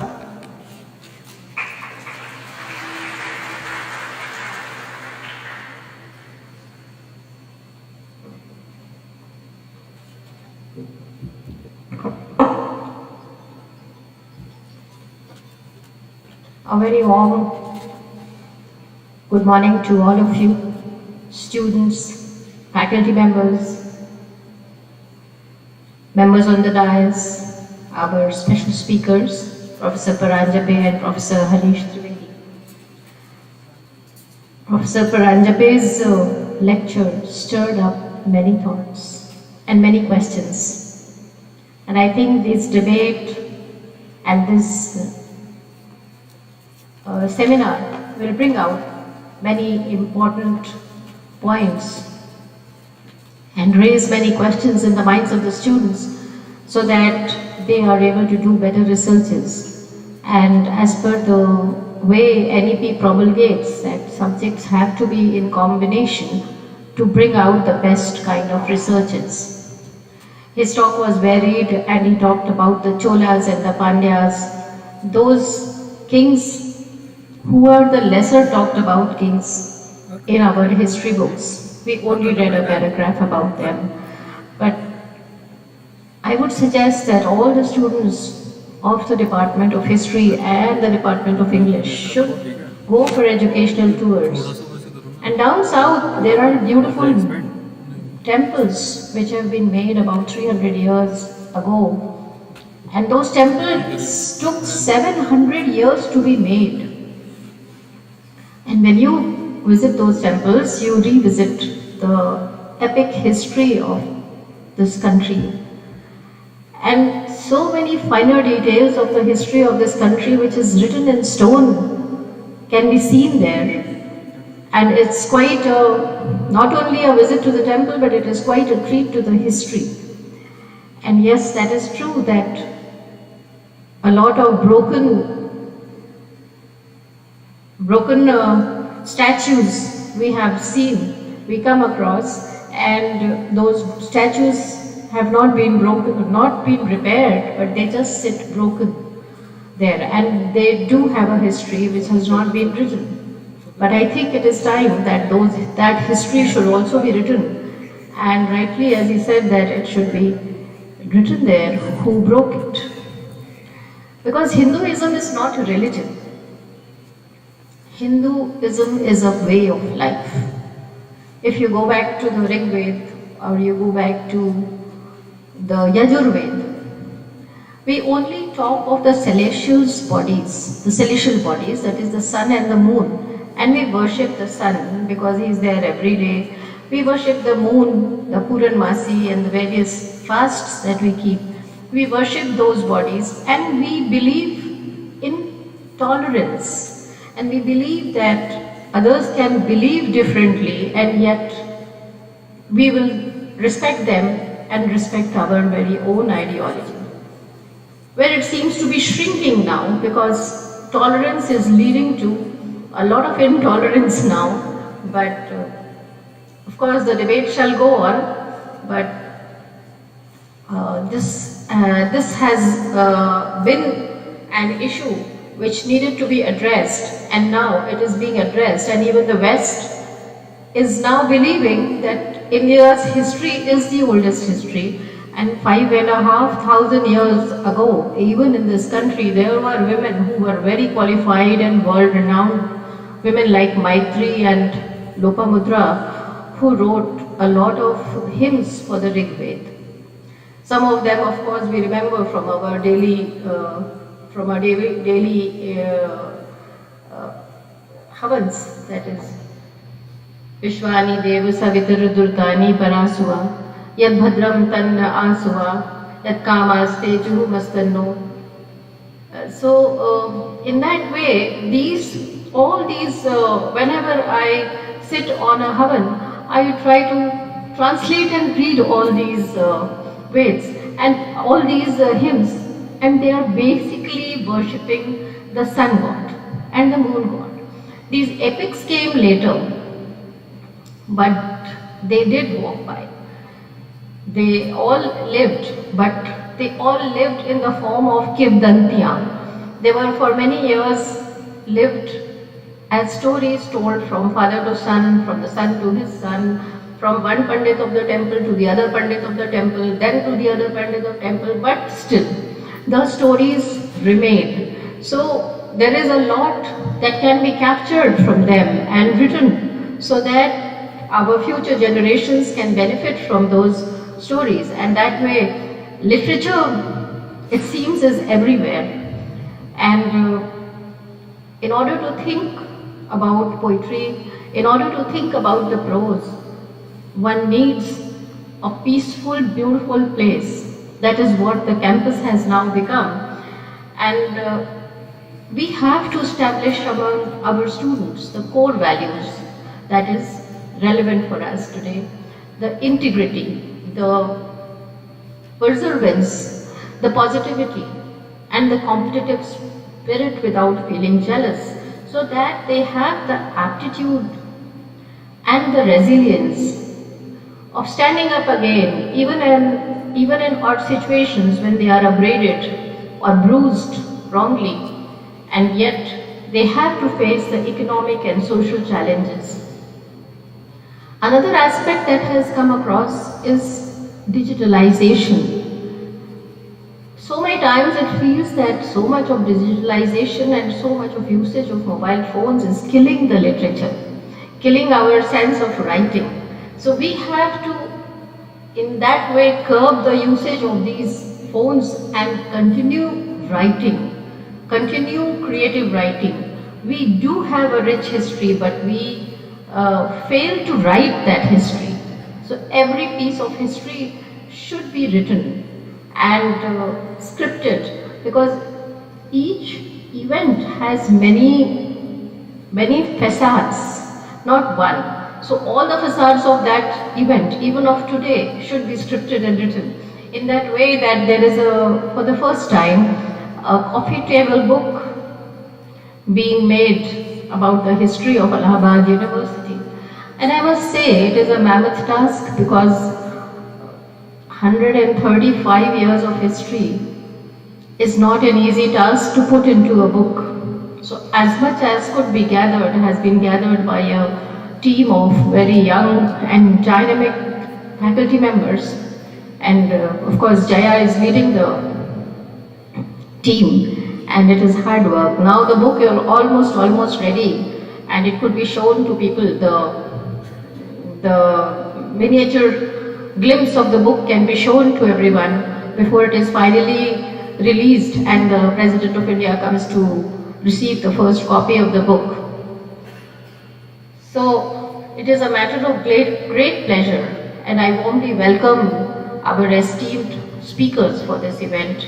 And I'm sure for the students of English and for all the others who are sitting here, there will be a lot of takeaway from this seminar.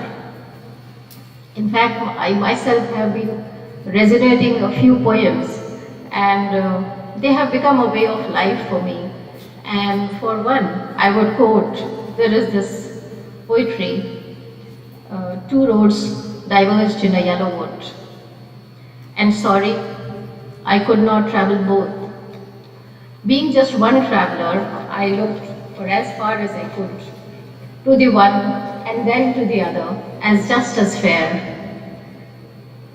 to where it went in the undergrowth. This is in context of Allahabad University that I am talking about this poetry. It so relates to my assignment of this university, to where it went in the undergrowth and then to the other as just as fair, and having perhaps a better claim because it was full of rowdiness and leadership.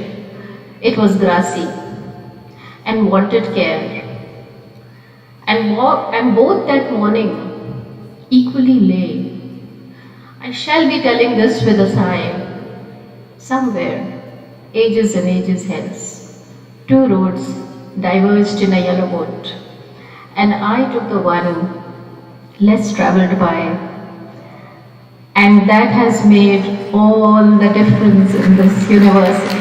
Thank you very much.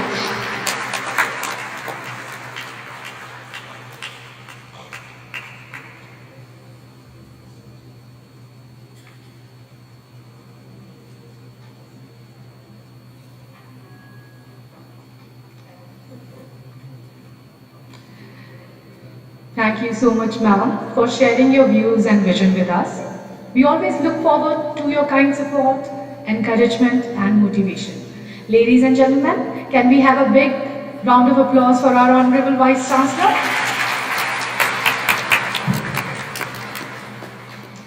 Now it's time for us to felicitate our esteemed dignitaries. I request Professor Sanjoy Datta Roy, Head, Department of English and Modern European Languages, to present a memento and anvastram to our chief guest, Professor Sangeeta Srivastava, Honorable Vice Chancellor Ma'am. Dipali is going to assist.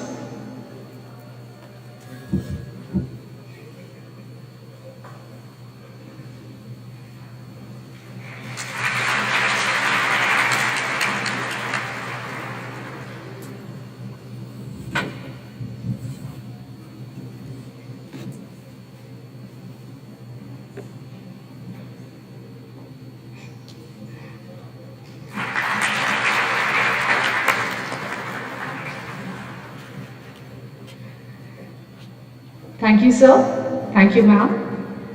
I now invite Professor Smita Agarwal, Professor, Department of English and Modern European Languages, to kindly present a memento and anvastram to our keynote speaker, Professor Paranjape. Apurvi, kindly assist, ma'am.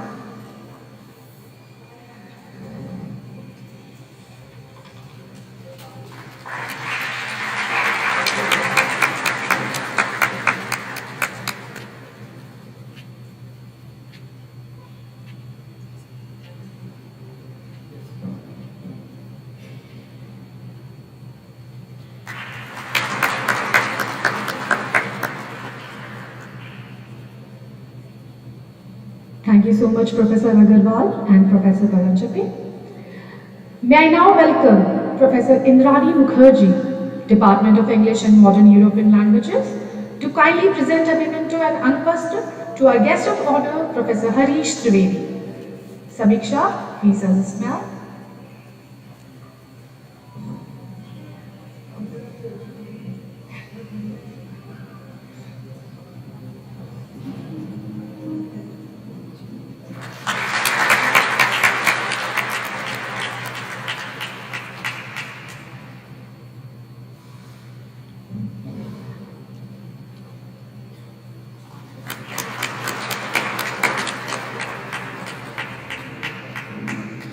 Thank you, ma'am. Thank you, sir. I request Professor Manoj Kumar, Department of English and Modern European Languages, to kindly present anvastram to Professor Sanjoy Datta Roy, Head, Department of English and Modern European Languages.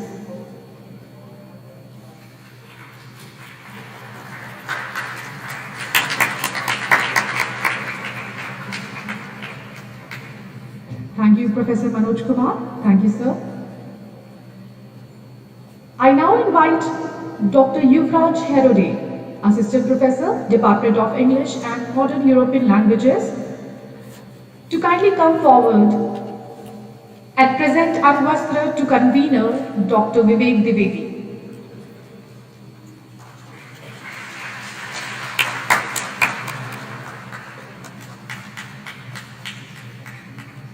you, Dr. Herode.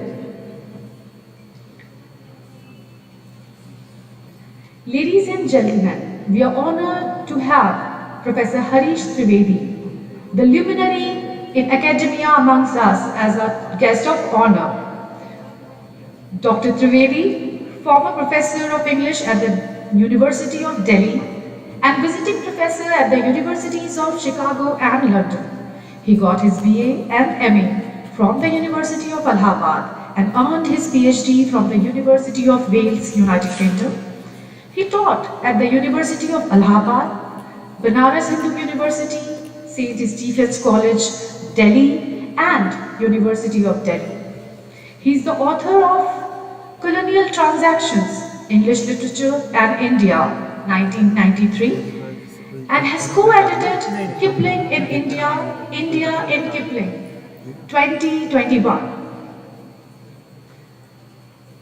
Literature and Nation, Britain and India, 1800 to 1990, which was published in the year 2001, and Post-Colonial Translation, Theory and Practice, published in the year 1999.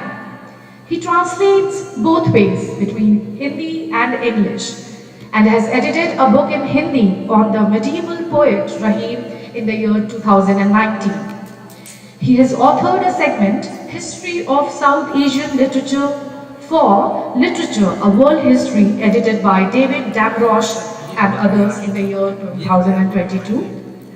A fresh shift for Professor Trivedi was published under the title India and World 2014, edited by Ruth Vanita and with contributions by Gayatri Chakraborty Spivak, Susan Basnett, David Damrosch, Robert J.C. Young, among others.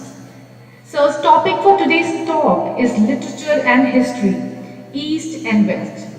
So, I welcome you to enlighten us with your vast array of knowledge. Ladies and gentlemen, can we have Professor Trivedi? So, please.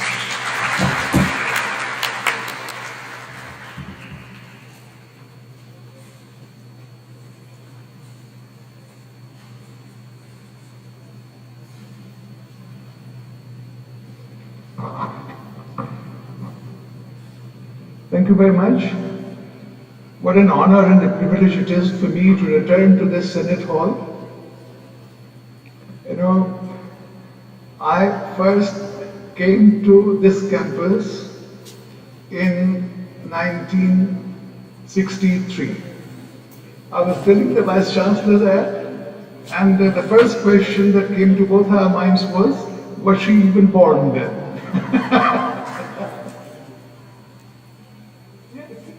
बात हो गई है आप चलें no, she told me she has made 300 appointments.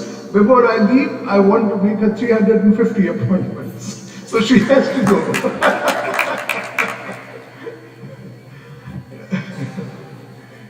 Yeah.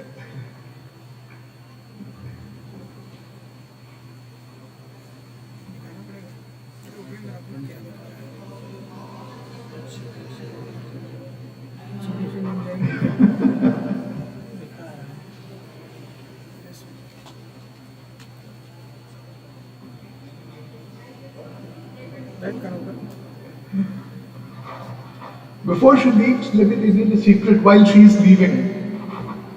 When Makarand, very courteously, with deep politeness, suggested to her that on the dais we should not talk amongst each other, she had nothing else left to do except to read my paper.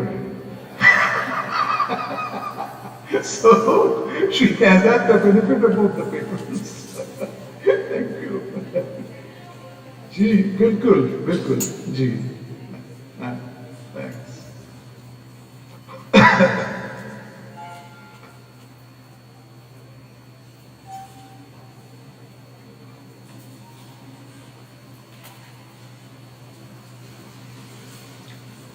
I make it about 12:25.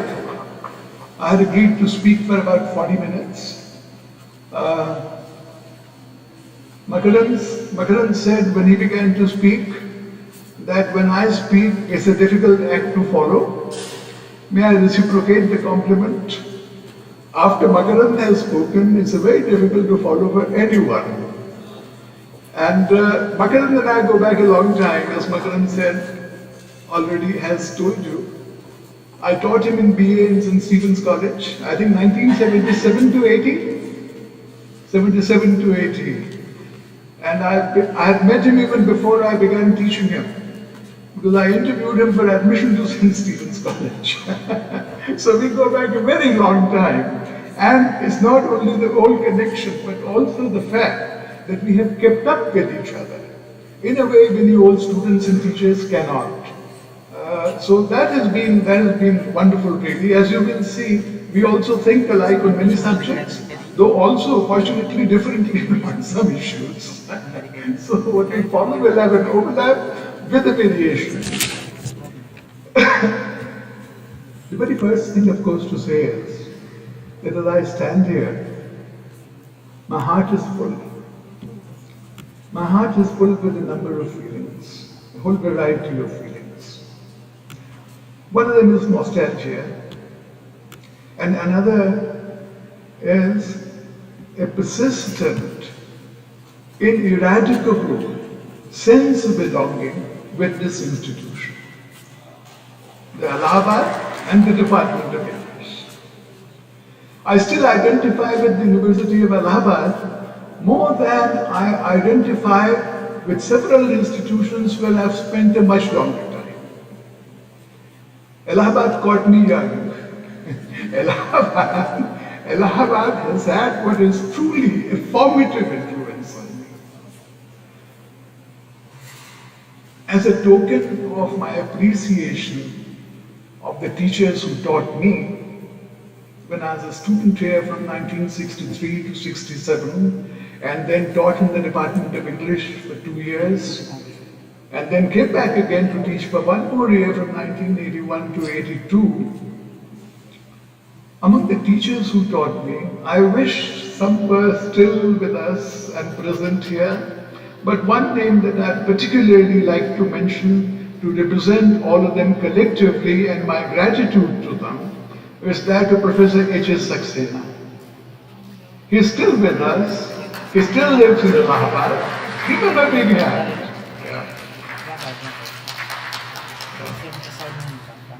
He is going to be, his birthday is later this month, he's going to be 97, I think. Yeah, 95. Well, at that age it perhaps feels the same. But I hope he'll go on to complete the 3 figures. He had, when I look back on it, there were other teachers who were more obviously, more palpably impactful. But Professor Saxena's impact on me has perhaps been the most fruitful in the long run. When I was in BA second year, he gave me a topic to write on for the Allahabad University magazine.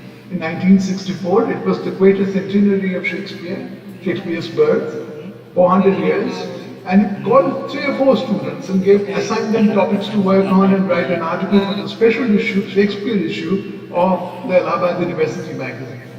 And the topic he gave me was Hindi translations of Shakespeare. There was another boy to whom he gave Urdu translations of Shakespeare. There was Mrinal Pandey, whom we know, 1 year my senior, to whom he said India in Shakespeare.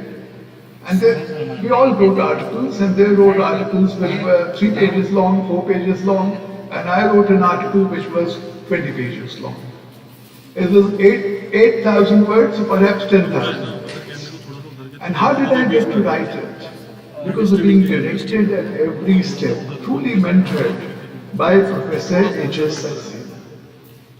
He motivated me to go to the Hindi Sahitya Sannidhan library. Not all of you may have even seen it.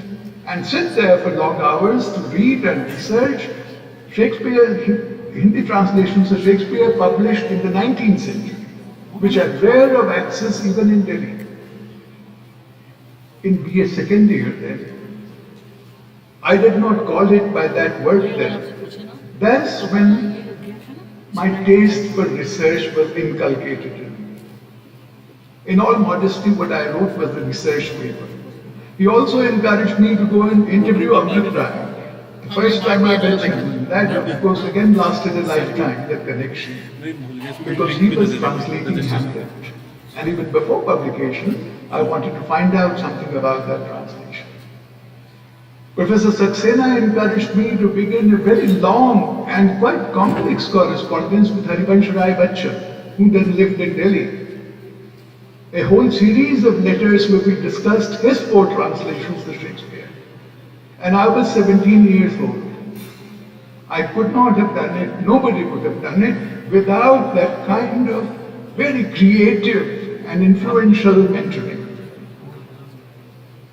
H.S. Saxena, HSS, Hindi Sahitya Sammelan, HSS, and these opened doors to me, which I'm still pursuing, those paths. The combination of English and Hindi, which is common in Allahabad but not common in Delhi, English and any Indian language, that also was an example. That kind of pursuit was comparative pursuit was an example set for me by Professor Saxena to work on Hindi translations of Shakespeare, not Shakespeare by himself. So that's there that I owe. And I still owe it. I do not think I've discharged it to anyone's satisfaction, and I still continue to derive inspiration and guidance from my years here in this university. Makarand and I met in a different institution, St. Stephen's College. I'm back after a long time in Allahabad in this situation. The last conference I attended, organized by the English department here, was in 1968. It was held in the North Hall of the Senate House, just across that wall. After that, I'm sure Allahabad University, the English department, has organized a whole number of conferences. But perhaps because I betrayed the Oxford of the East by going away from it, I have never been called here. I have been invited by, I don't know, dozens of universities in all the 5 continents, as they say, literally all the 5 continents, from Brazil to Japan and from Australia and Philippines to Finland and Sweden and Canada, but never to Allahabad. Closer home, I've spoken several times in Kanpur, in Lucknow, times without number, in Banaras. Only earlier this month I was at Sarnath for a conference on Buddhism. But finally I've made it. Finally I've made the grade. Finally I'm a bit more than Ghar Ki Murgi. Yeah, that's right. The credit goes to Sanjay. And even more, I think, to Vivek. Why? Because he had never met me before. If he knew about me, then he may not have called me. So altogether, what a delightful occasion. On my subject, literature and history, and the interaction between them, as my topic indicates, I will juxtapose the Eastern approach and the Western approach. Why? Because the West is even more alive and vibrant in many of our minds than the East. And we are less well informed about the East in these matters than about the West, as Makarand has already shown. As happens in Mushairas, in this Senate hall, as I sat there thinking about my many past experiences, 2 stood out, 3 stood out tremendously in Senate hall. There was a Mushaira when I was in BA with Firaq Sahab not only present but dominating every moment of that Mushaira, even when he was silent. He had that kind of presence. I mean, all eyes were attracted towards him. हर अंजुमन में बचा के नजरें हर एक की जिस तरफ से गुजरा सदा लगी हर तरफ से आने फिराक साहब फिराक साहब. This is the share written by himself. He wasn't a modest man. No Urdu poet has ever been modest. Why? because the makta of each ghazal allows them formally to praise themselves to the higher heavens. I think it's a lovely convention. It should be followed even by scholars. In the last paragraph, they should praise themselves. So on this subject, there was a mock parliament. In those days, mock parliaments were quite an attraction. And at the United Nations Security Council, and among the 11 or 13 members of the Security Council, there was great competition for who would represent what. And of course, there were many others who wanted to be a delegate in that mock parliament, mock UN convention, Security Council, and did not get a chance. Rajiv Dhawan was there. I'm saying Makaran. Markandeya Kanju was there. And I was there too, in this Senate hall, packed to capacity with people standing outside. That's another occasion I remember from my student days. But let me get back to literature and nation. I will give you two small examples. Why was I reminded of Firaq Sahar?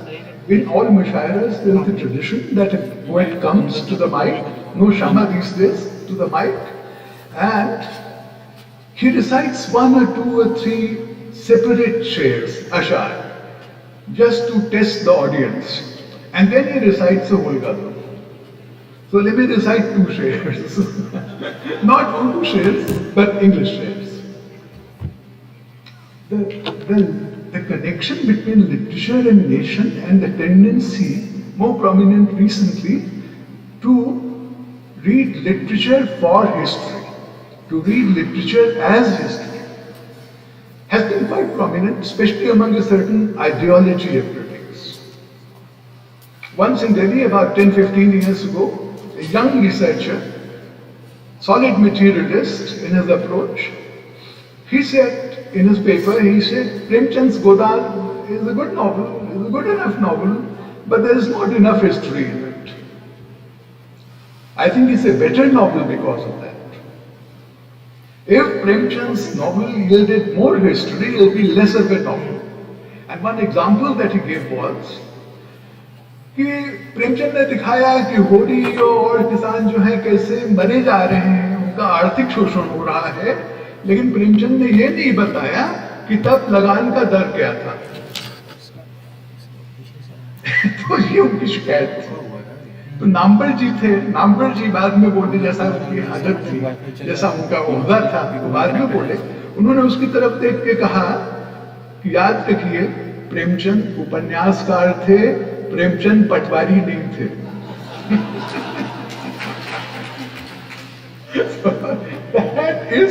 That is how the relationship between literature and history should be. You go to Premchand for the depth and intensity of the suffering of a character like Hori. You don't go for facts and figures. Those are available elsewhere. Another instance, that's my first trade. The second trade is to do with what Makaran so eloquently and so forcefully put before you. What are the major issues in Indian history? I would also go on to suggest how are they represented, complemented in Indian literature. And all of you might agree that the most contentious issue in all of Indian history, especially the history wars, as Makaran was saying, has been the Hindu-Muslim question. Every other issue, including British domination of India, pales before it. The British rule of India seems to be a closed chapter in many ways. This is live and likely to explode any moment as it has exploded before. Now the question to ask here is, what are the different narratives of history on this issue, even now, and how are they reflected in literature? That's the big question to ask. Is there a correlation between historical treatment of these issues and the literary treatment of these same issues? That would be a great enterprise to undertake in detail. Some people have and I wish more would do the same. One narrative of our history is to look for the good Muslim, to reinforce our secularism. From Amir Khusro to Akbar, with long gaps in between, from Amir Khusro to Akbar to Dara Shikoh to Nazir Akbarabadi to Maulana Azad. And the other narrative is to look for Hindu heroes. Rana Sanga, Rana Pratap, Shivaji, and in modern times a whole host of them. Can these two narratives be synthesized or at least brought in dialogue with each other? One of in literature, you will find many examples कि मुसलमान और हिंदू बड़े प्रेम से होली मिल रहे हैं, गले मिल रहे हैं, ईद मिल रहे हैं. But that's not the whole story. If that were the whole story, there would be no issue to face. But there is an issue. There is an elephant in the room, and we cannot go on ignoring it. I'll give you one example of a novelist whom I really like so far as the depiction of this issue is concerned. I think he's probably the best in Hindi. Rahi Masoom Raza. Rahi Masoom Raza in each novel has confronted the Hindu-Muslim question with a boldness, with imagination, with sympathy for both sides, as I think no other novelist in Hindi. Manzoor Ehtisham comes close from a later period, but I think Rahi takes the cake. I'll give you one instance.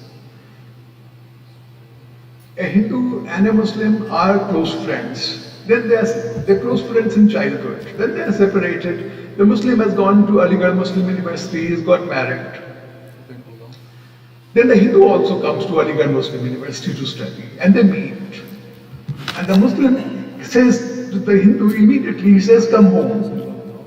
And he goes and is introduced to the wife Sakina. And Sakina says, what kind of a funny name is yours? Balbhadra Prasad Shukla. She mispronounces it and calls it funny. Balbhadra Prasad Shukla.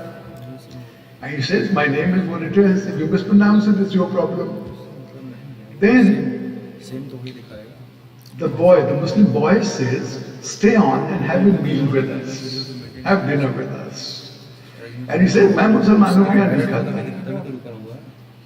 But he stays on. And when the wife also asks him, चलो आज एक बार खा लें. And they have a meal together.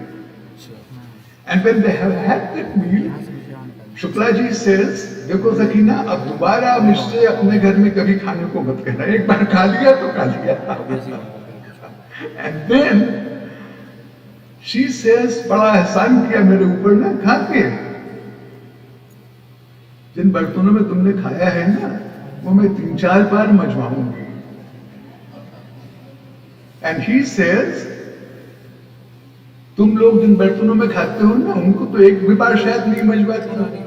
तुम मुसलमान होते ही गंदे हो. Now look at this. रोमांचकारी डायलॉग है. Rahi Masoom Raza has crossed the border of politeness, has crossed the border of hypocrisy. He has trodden upon the naked truth. We need more and more of that. We need some honesty, not only goodwill. Goodwill without honesty is a deception for all sides. One other example, Padmavati.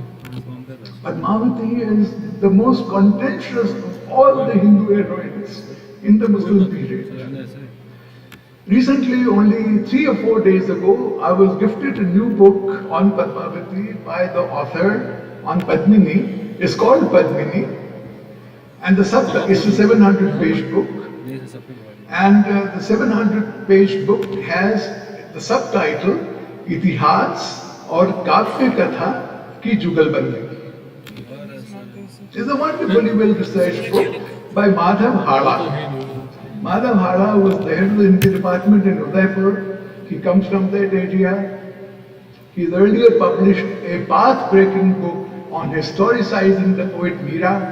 This is his second big book, and I've just finished reading it. And what he does is, apart from many other things, he takes up 8 Rajput narratives, mostly in poetry, all in poetry, from various periods, from about the same period as Jayasri, up to the 18th century. And he quotes large extracts from them. The second half is just the extracts from the poems, with a modern Hindi Khadi Boli translation. And something very interesting is, there are 2 main events in the Padmini story. Did Alauddin attack Chittor for Padmini? Did he win? These are the 2 major bones of contention in that story. There are many contemporary or near contemporary historians, chroniclers from the various Sultan courts who say Padmini did not exist. Amir Khusro says that. The great champion of Hindu-Muslim unity, he blots her out if it existed. It did not exist. It was just conquest of territory. Other people also say that. Later Muslim historians like Farishta begin saying, yes, she did exist. And that was one of the main motives. All the Rajput narratives that are quoted by Hara, they say, yes, of course, Padmini existed. And Alauddin did not get her because Alauddin was beaten back by Rajput forces and driven back to Delhi. These are 2 parallel accounts of the same event, which is supposed to be historical. Partly, if Padmini did not exist, it's only partly historical. There's a recent novel by a writer who got the Sahitya Academy Award in Hindi, not for this book, for another book, Anamika. She has written a novel called Aina Saz, which is about Alauddin, which is about Amir Khusro, which is about Padmini, in which Amir Khusro tries to stop Alauddin from his militant and utterly concupiscent, sexist ambitions. He tries to stop that happening. And he doesn't succeed. But Amir Khusro's reputation therefore remains unsullied as the synthesizer of Hindu-Muslim values. What I'll do is I'll read out a few extracts from a paper that I have already written. Not because I knew that Makaran would not have a written paper, I didn't know that, but because normally I do not have a written paper either. I don't know, I don't want to claim too much influence on him, but maybe he got it from me, not to write out his papers. Yeah. He also referred to Foster, which I taught him in BA, Passage to India. Well, only 2 days ago, I accepted an offer from a publisher to edit a selection of new essays on a passage to India, which like Allahabad University, which like Delhi University, is coming up for the centenary of its publication next year. It will be 100 years old. So I'm going to edit that book. But meanwhile, I'll read out just a few pages from a paper I have. I did not write it for this occasion, but I have never presented it before. It's not been published yet. It will, so you are the first beneficiaries or the first victims of this. I will read out the whole thing. It's a book called Indian Literary Historiography. 550 pages to be published very soon. I've checked and passed the last final proofs by the Sahitya Academy. Contributions on all major Indian languages and 2 essays, the introduction and the conclusion by me. This is part of the introduction. Do I have a bottle? We are already on our second bottles.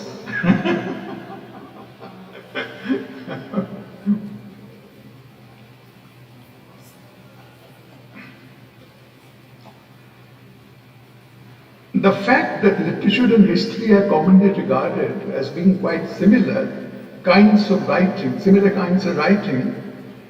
in some respects, but radically dissimilar in others only complicates the picture.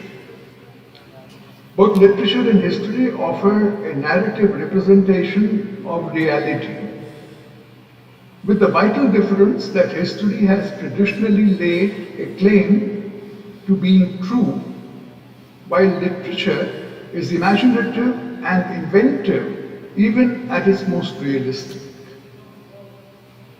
It depicts not only what meets the eye, but equally what lies beyond physical cognition and can be perceived only by the inward eye or antaradrishti.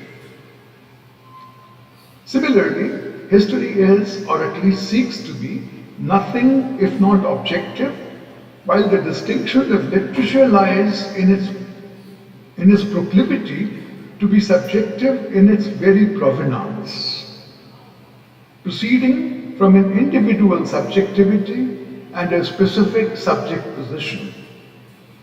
The author of a work of history must sound authoritative and oracle-like to be persuasive, while a literary author seeks to speak for all humanity when ostensibly speaking only for himself. It is symptomatic that in our postmodernist or perhaps postmodernist times, the literary author is alleged to be dead by Roland Barthes, and history is supposed to have come to an end by Francis Fukuyama. What that means in less rhetorical terms, less exaggerated terms perhaps, is that history and literature are now thought to be equally forms of narration, which are both contingent and in Bakhtin's terms unfinalizable. But both these deconstructive formulations only bring to a head some beliefs that have found speculation even earlier. Similar thinking has gone on even earlier, before this postmodernist crisis. Gertrude Stein, for example, American novelist and poet, long resident in Paris, delivered a series of 4 lectures in 1934-35 at the University of Chicago, with which I have many personal connections, including several visits to teach there. But not during her time, sometime after that. This is 1934-35. She gave a series of 4 lectures there, which were titled Narration. The third of these lectures had the title, Is History Narrative? And the fourth had the title, Is History Literature? With no question mark at the end of either title. She said in those lectures, and I quote, "Narrative is what anybody has to say in any way about anything that can happen, has happened, will happen in any way." I love this. I mean, this sounds like poetry. I'll read it again. It's not easy to grasp, even for me, and I've read it many times. Narrative is what anybody has to say in any way about anything that can happen, has happened, will happen in any way. And she went on to say, you can see, it is difficult, very difficult, that history can ever come to be literature, but it would be so very interesting if it could be so very interesting. Stein's characteristically idiosyncratic high modernist prose here hints at impossible possibilities that conjoin literature and history. There's a section I have about how literature and history emerged as disciplines of study, central disciplines of study, only very recently, after the 18th century. In fact, their heyday was the 19th century, even in the West. In the medieval times, the only proper subject to study was God, and therefore theology. Medieval times in Europe. After that, after the Renaissance, it became Greek and Roman classics. And only afterwards, only after so-called Enlightenment and the rise of positivism, did history assume its present disciplinary shape, And literature also got preeminence as an alternative form of narration. And in the beginning, as Makarand has also pointed out, though he didn't give this example, Edward Gibbon, for example, 7-volume history of the decline and fall of Roman Empire, it was read not only for the history it contained, but equally for its extremely persuasive style. The style became a model for all not only historical writers, but literary writers as well. The witty, epigrammatic, ironical style that he cultivated there. His thesis historically was not widely accepted, that the decline of the Roman Empire happened because it embraced spirituality. There were many other reasons. But his style had a far more pervasive influence. In pre-colonial India, we find the most remarkable instance, one line from the previous paragraph.